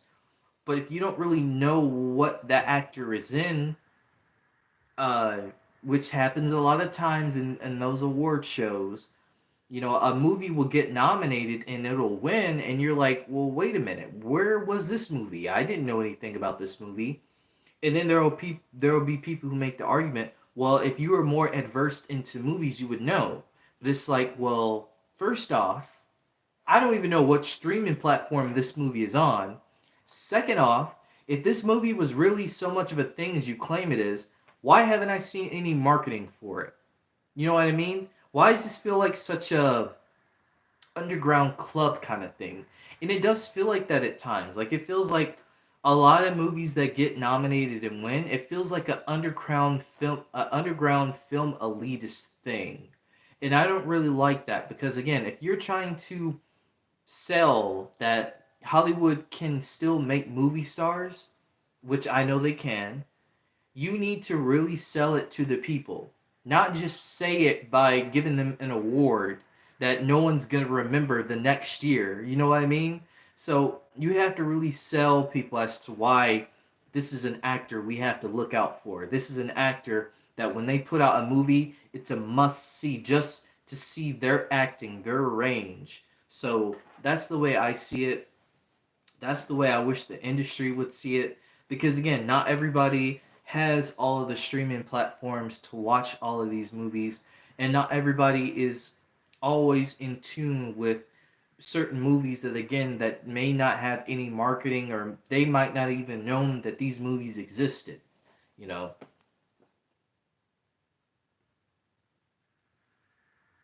the one above all. I haven't seen that before. I haven't seen that before. That's very cool, man. I had a family members in my lineage who were musicians and stuff back in the day. Yeah, like I said, I have a famous relative. I have some other family relatives too that are doing things as well. So yeah, that's so true. I've seen great actors get their Emmys and Oscars taken away for not even bad reasons. Me too. Like I'm gonna bring this up because around Oscar season, this is always being brought up as a joke and everything, and I hate that happened because he's a very talented actor. And I feel like because this situation happened, and I'm sure you guys will probably understand who I'm talking about, the whole Will Smith slapping situation. Now, there's a lot of history when it comes to it, and a lot of people only see it from face value. They only see it from, oh, he shouldn't have did that. Oh, that was wrong for him to do that. He's full of himself. All that stuff, right? And people still make jokes about that even now, and it's like, why are y'all like this happened like years ago, and every time Will Smith does something you have to bring it up like it's in the past. He made an apology, he said he was sorry, he apologized to Chris Rock, and yet people still try to bring it up every single time he does something.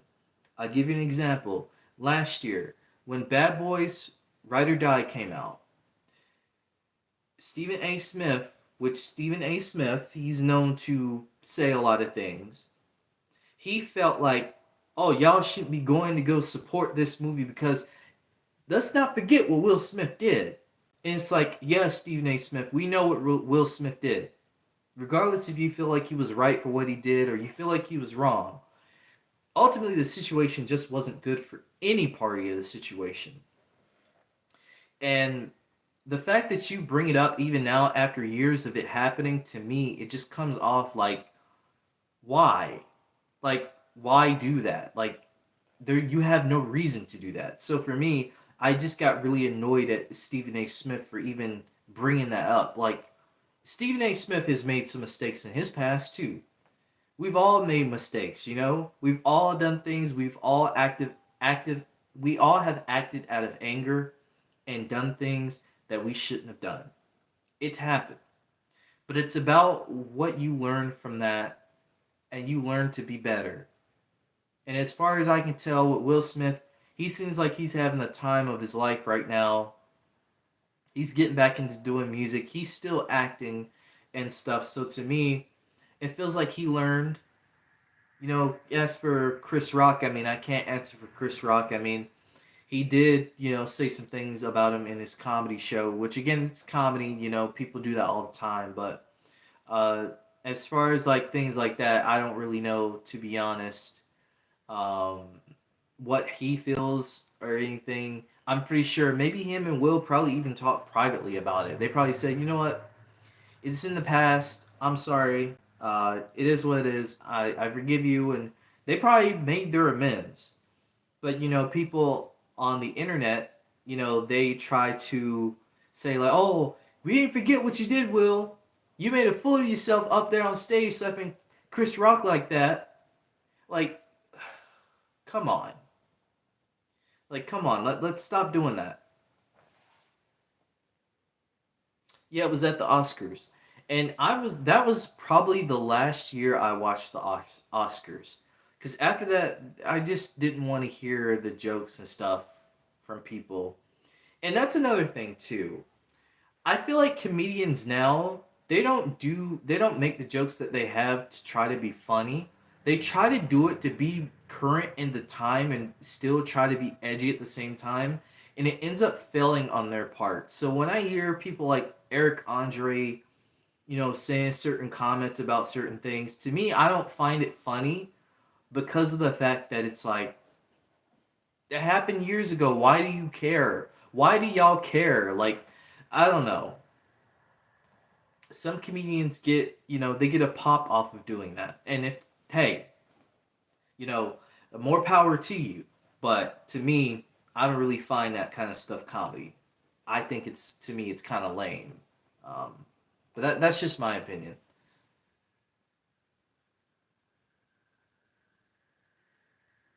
I hope Will Smith goes back into music. That would be very cool. Yeah, I think that would be really cool for him. It seems like he is. He did a song with Big Sean recently, so it looks like he is trying to get into it. It was a Matrix themed thing they did too, because if you don't know, Will Smith was actually supposed to be in the Matrix, but he turned down the role. So Lawrence Fishburne, his role in the Matrix, that was actually offered to Will Smith, but he turned it down. So I guess that was kind of like his way to kind of show homage to what if I had taken that role in, you know, the Matrix and stuff. So you'll be surprised, a lot of actors who were, you know, offered a role in something that turned it down, or, you know, scheduling reasons it didn't work out. So yeah,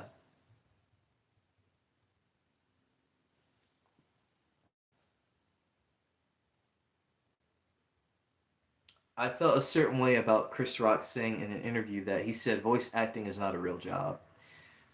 Yeah, I did remember him saying that comment, and to me, that kind of made me think about the reverse, because there are people who could say, make the argument that, well, comedy isn't a real job. Because I mean, all you're doing is just telling stories, but trying to be funny while you're telling stories. Like, anybody can really realistically do that. You know what I mean? Realistically, they can. Um, so I think when he said that to me, that didn't do him any favors, because again, everybody could think like, well, you're just a guy who tells stories and trying to be funny. You know, is that really what you would call a real job? So uh, I don't know. Chris Rock has said some things that I'm like, I don't know why you would say that. Yeah, Will Smith does have a YouTube channel. I've checked it out a few times. Jack Black does javelin ski games. He does? Didn't know that. Do you like Dave Chappelle? Yes, I love Dave Chappelle. I think he's hilarious. The Chappelle Show. That is up my route when it comes to comedy. I used to sit down, Comedy Central, Chappelle Show. Anytime the Chappelle Show was on, I would watch it. Now I don't have cable, so I don't really watch Comedy Central all that much. But when I did, and I think Chappelle Show is on Paramount. I think it's on Paramount, or I think it's on Netflix.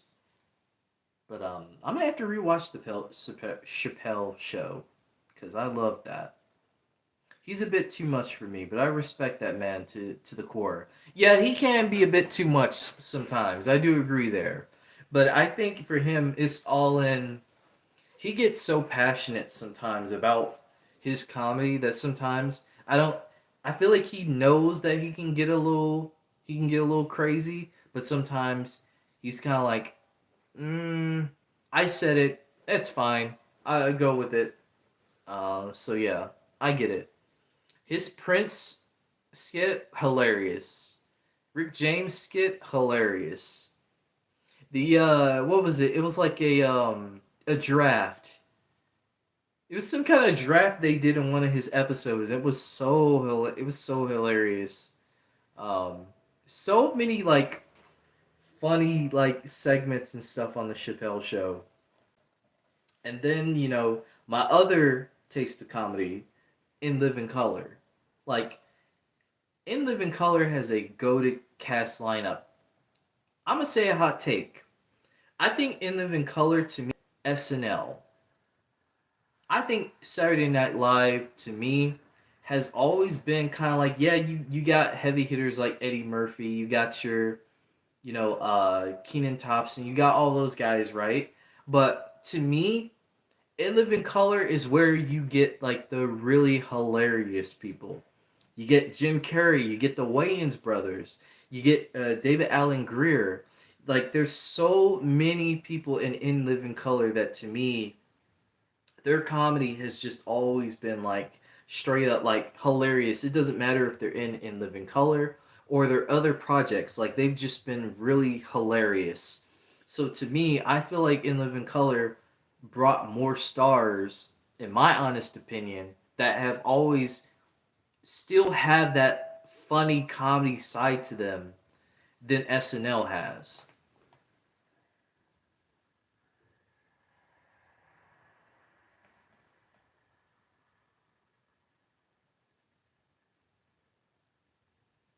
Yeah, I used to watch Key and Peele a little bit. In Living Color is 35. Oh, I miss. Yeah, In Living Color. Fire Marshal Bob. That was Jim Carrey, man. Jim Carrey, he's one of the greatest, man. He is one of the greatest. And he has a daughter. And I said this, I would love to see him and his daughter do some kind of comedy together. I think that would just be really fun and hilarious to see those two riff off of each other. Cause she's funny too. If you've seen her in interviews, she's funny too. So I would love to see like a father daughter comedy between those two. I think that would be hilarious. Plus, I miss that side of comedy where things were just genuinely funny. Like someone could genuinely make you laugh because of the certain facial expressions that they make or the way they say certain things. Like Jim Carrey is the guy who can do that. Like he can do that. So I miss that kind of comedy. I wish that kind of comedy would come back because it's very much missed. VH1, my bad. All good. He has a grandson. Jim Carrey? I didn't know Jim Carrey has a grandson. I didn't know that. A Legend of a Man Who Needs His Flowers. Charles S. Dutton for all the real ones. Oh, yes. Yes, he's another one. He's another one. Rock was my fave back in the day. Yeah, like I said, like so many like dope comedians from back in the day that I feel like I feel like that energy is just missed now. It's missed, you know? My favorite Jim Carrey films would be Man on the Moon and The Truman Show. Yeah, Truman Show is always A goated one. For me, Liar Liar is like my all-time favorite. I love Liar Liar. Uh, oh man, imagine that though. Imagine making a promise to your son, saying that you'll never lie to your son again. You'll always tell the truth, and then he just starts telling the truth, and it's even funnier when he starts telling the truth. There could be a lady with a new dress she just bought, and he's like, "That's the ugliest dress I saw. Oh my goodness." Oh man, I might watch Liar Liar tonight. I might watch Liar Liar tonight. The Mask is also good. Like Jim Carrey legit could be a Looney Tunes character. To me, that just told me that movie, if they really wanted to, they could have really made Jim Carrey like become a Looney Tunes character because he has that energy. He has that Daffy Duck, Bugs Bunny energy to him.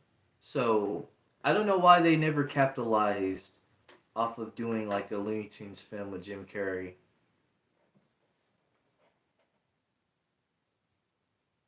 I mean, it's never too late now. I mean, they still can. Jim Carrey's still here, and Looney Tunes are still here, so who knows?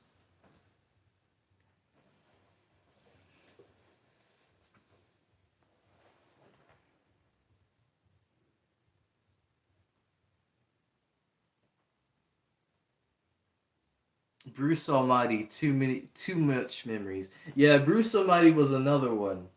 If I remember, Bruce Almighty was the one with Morgan Freeman, right? That's the one with Morgan Freeman, right? Yeah, that's the one with Morgan Freeman. Yeah, that one was hilarious. There's another one too.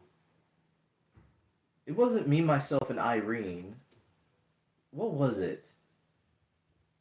It was about the one he had the job, and then he took over the job, and then the entire business just the stock market just completely tanked, and then he just started doing a whole bunch of crazy stuff.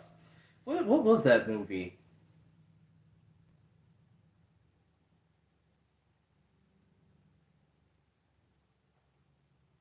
Jim Carrey's been in a lot of movies too.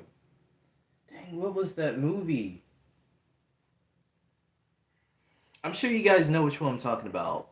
The Cable Guy. That's another one. Dang, I can't find that movie right now. What was the name of that movie? Because uh, his wife was getting to the point where she was like gonna divorce him. I think, which that happened in other movies, but it was this one for sure. I don't remember which. Here it is. Fun with Dick and Jane. That's the one. That one was funny too. Fun with Dick and Jane. That was hilarious. Oh, that one's on Hulu. Ooh, okay. I might do a Jim Carrey. I might do a Jim Carrey marathon. I might do that tonight. Dang man, y'all got me wanting to watch Jim Carrey movies now. But hey, whenever I'm having a bad day, I'll just turn on a Jim Carrey movie, and it always makes me feel better. So shout out to Jim. I hope I get to meet Jim Carrey one day. I hope I get to meet him because I would love to sit down and have an interview with Jim Carrey. Yeah, Fun with Dick and Jane. That was a movie that I saw. I remember seeing, and I was just like, "Yo, this is like like he's so unhinged in that film. Like he's trying his best. Like he's really trying his best to be the best father and husband he can." But he's legit just going wild. Like his neighbors are looking at him like he's crazy, and it's so funny. It's so funny. It's on Hulu if you guys want to check it out. That movie.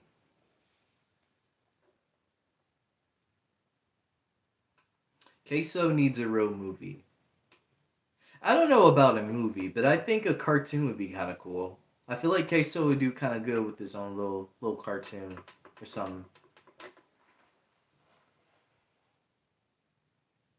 I mean, who knows? You know, if we're to a point now where I Show Speed and Kai Cenat are at WWE events, I think anything is possible. With shout out to them, you know, Kai Cenat and I Show Speed, they've been working. You know, they've been working very hard to get where they're at, and I could only hope to get where they are today. I would love to, be backstage at a WWE show and chatting it up with Jey Uso and Cody Rhodes and Bianca Belair because I love wrestling. So I would love to have that opportunity. I could only hope to get there one day. So anything is possible. I'm manifesting it and I'm putting it out into the universe. I think it'll happen. So just gonna give it time and trust the process, which I'm learning to do that a lot more now. Trust the process. But yeah, did you guys have any other comments or anything about Fantastic Four? I know we veered off into a lot of other things, but if you guys have anything else Fantastic Four related that you guys would like to see or talk about, let me know. I'm probably gonna end the stream in a little bit. I don't want to stay on too long because I just want to relax and get ready for these 3 episodes of Your Friendly Neighborhood Spider-Man because I'm looking forward to those. And stuff. Dwayne Johnson needs to be in it. I definitely see Dwayne. I definitely see The Rock being in something, because The Rock definitely does seem like he might try to do more comedy. In Fantastic Four, I don't know about him being in the Fantastic Four. Honestly, don't know what hero The Rock could play. To be honest with you, I don't know if he should play a hero in Marvel. I just don't know who he would play, to be honest with you. We saw him in Black Adam, but I don't know. Black Adam, he tried to sell it as if the Black Adam is going to be the movie to save DC, and we saw how that turned out. It didn't turn out like he thought it would and stuff. So um, I don't know. I don't know.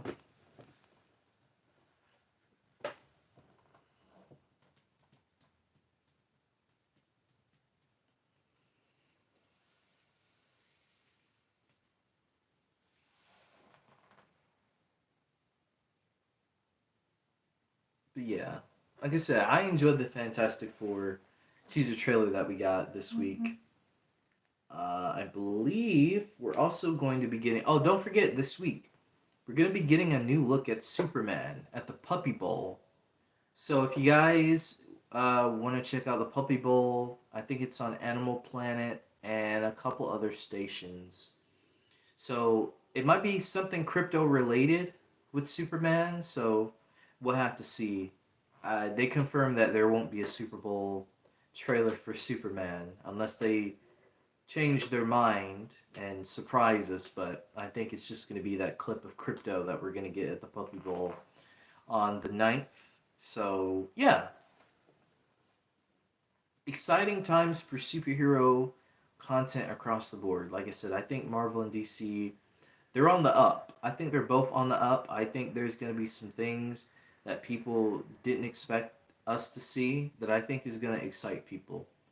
I think more and more there's going to be more and more people that get excited for like a Fantastic Four and stuff. So, yeah, I'm hopeful.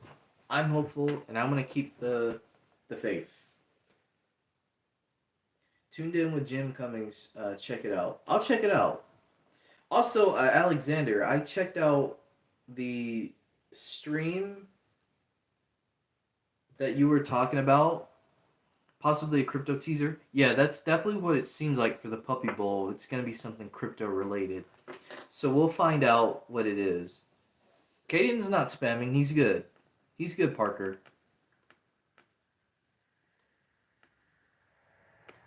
You guys are fine. You can chat as much as you want.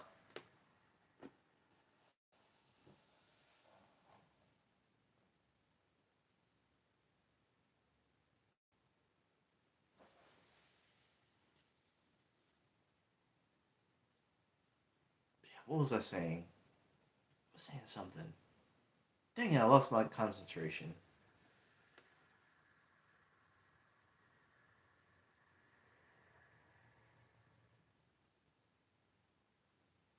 But no, you guys are fine in the chat.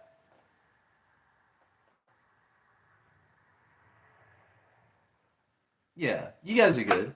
I forgot. What was it? You said in the live stream, you said some live stream they mentioned me. And I was trying to figure out what live stream you were talking like I was trying to figure out where in the live stream you were talking about where they mentioned me.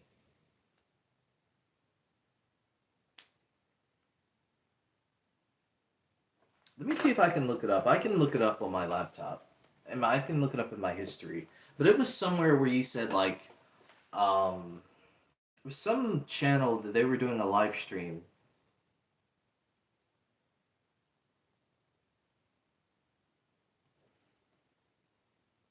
Oh, you were asking did I go to that live stream? Well, I did. Yeah, I did. I checked it out. What did you want me to be a part of it or something? I mean, they seem like cool people from what I could tell. So if, maybe if you want me to see if I can try to hit them up or something, I could try that. Like I said, this year I'm down to collab with people. Like I said, I got some things coming. I won't say what I have coming, but I got some things coming for you guys that I think you guys are going to be interested in. So when the time arises, I'll let you guys know. I said you go on to Chainsaw Reacts. That's it. Chainsaw Reacts. That's what I checked out. So I checked out their stream and stuff, and like I said, they seem like cool people. So if you want to see if maybe I could try to, get on their stream or something, I could try to. I can't do it tonight because, like I said, oh, they're Wednesday night. Well, I'll have to see. I'll have to see. I don't plan on doing a stream or anything tomorrow because I'll be watching Your Friendly Neighborhood Spider-Man, and I want to try to at least give you guys a day to watch the episodes, so that way you guys can be able to have a little bit of free time to check that out. So they do a council of creators every Wednesday. They have a thing full of YouTube creators, like last month, every Wednesday at 9. Okay, I'll try to see if I can get on. I'll try to see if I can get on one week. And if so, I'll be sure to let you guys know if I do.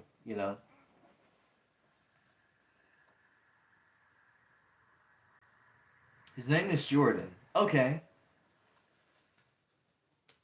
Like I said, I'm gonna try to see if I can get in contact with Jordan and see where we can go from there. I see he did a reaction to the Fantastic Four trailer today.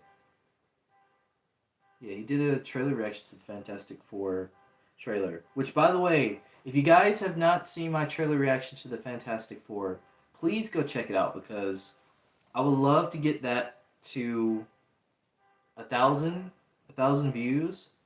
I think that would be really cool to get that going for the Fantastic Four trailer reaction. So if you guys haven't checked that out, definitely go check that out. I would love to see what you guys think of the trailer even more. Yeah, everybody is. Okay. Yeah. So yeah, I think that's gonna be it. I'm gonna call it. I enjoyed talking with you guys as always. It's been amazing. You guys make the streams what they are. Like I said, I'm just the guy. I'm just the guy at the end of the day. You watch his Ben 10 Alien reactions. That's awesome. But yeah, it's been an awesome stream. Like I said, you guys have been amazing. Always great chatting with you guys. I'll be back on Thursday to talk Your Friendly Neighborhood Spider-Man episodes 3, 4, and 5. So we'll get into that.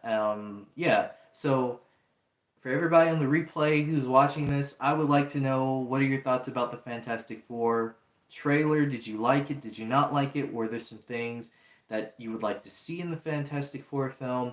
I would love to hear all of that in the comments below. And as always, as I always say, if you have something, go for it. Passion is everything.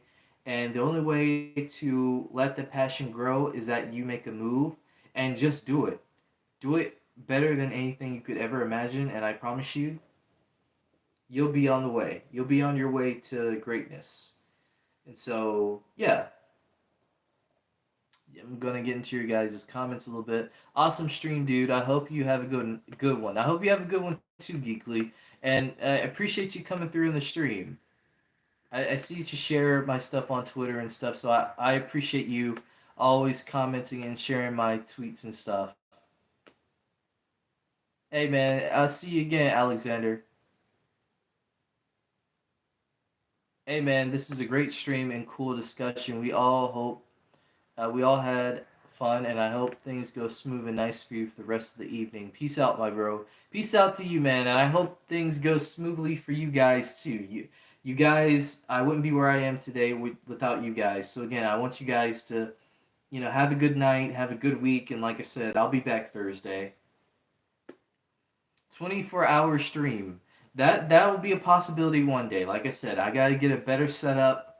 I want to try to get a good gaming setup. I want to try to have a bunch of things lined up so that way the 24-hour stream can be fun and interesting. I want to make it as fun as possible. So, 24-hour stream, that's something in the future. So, I'll look into it.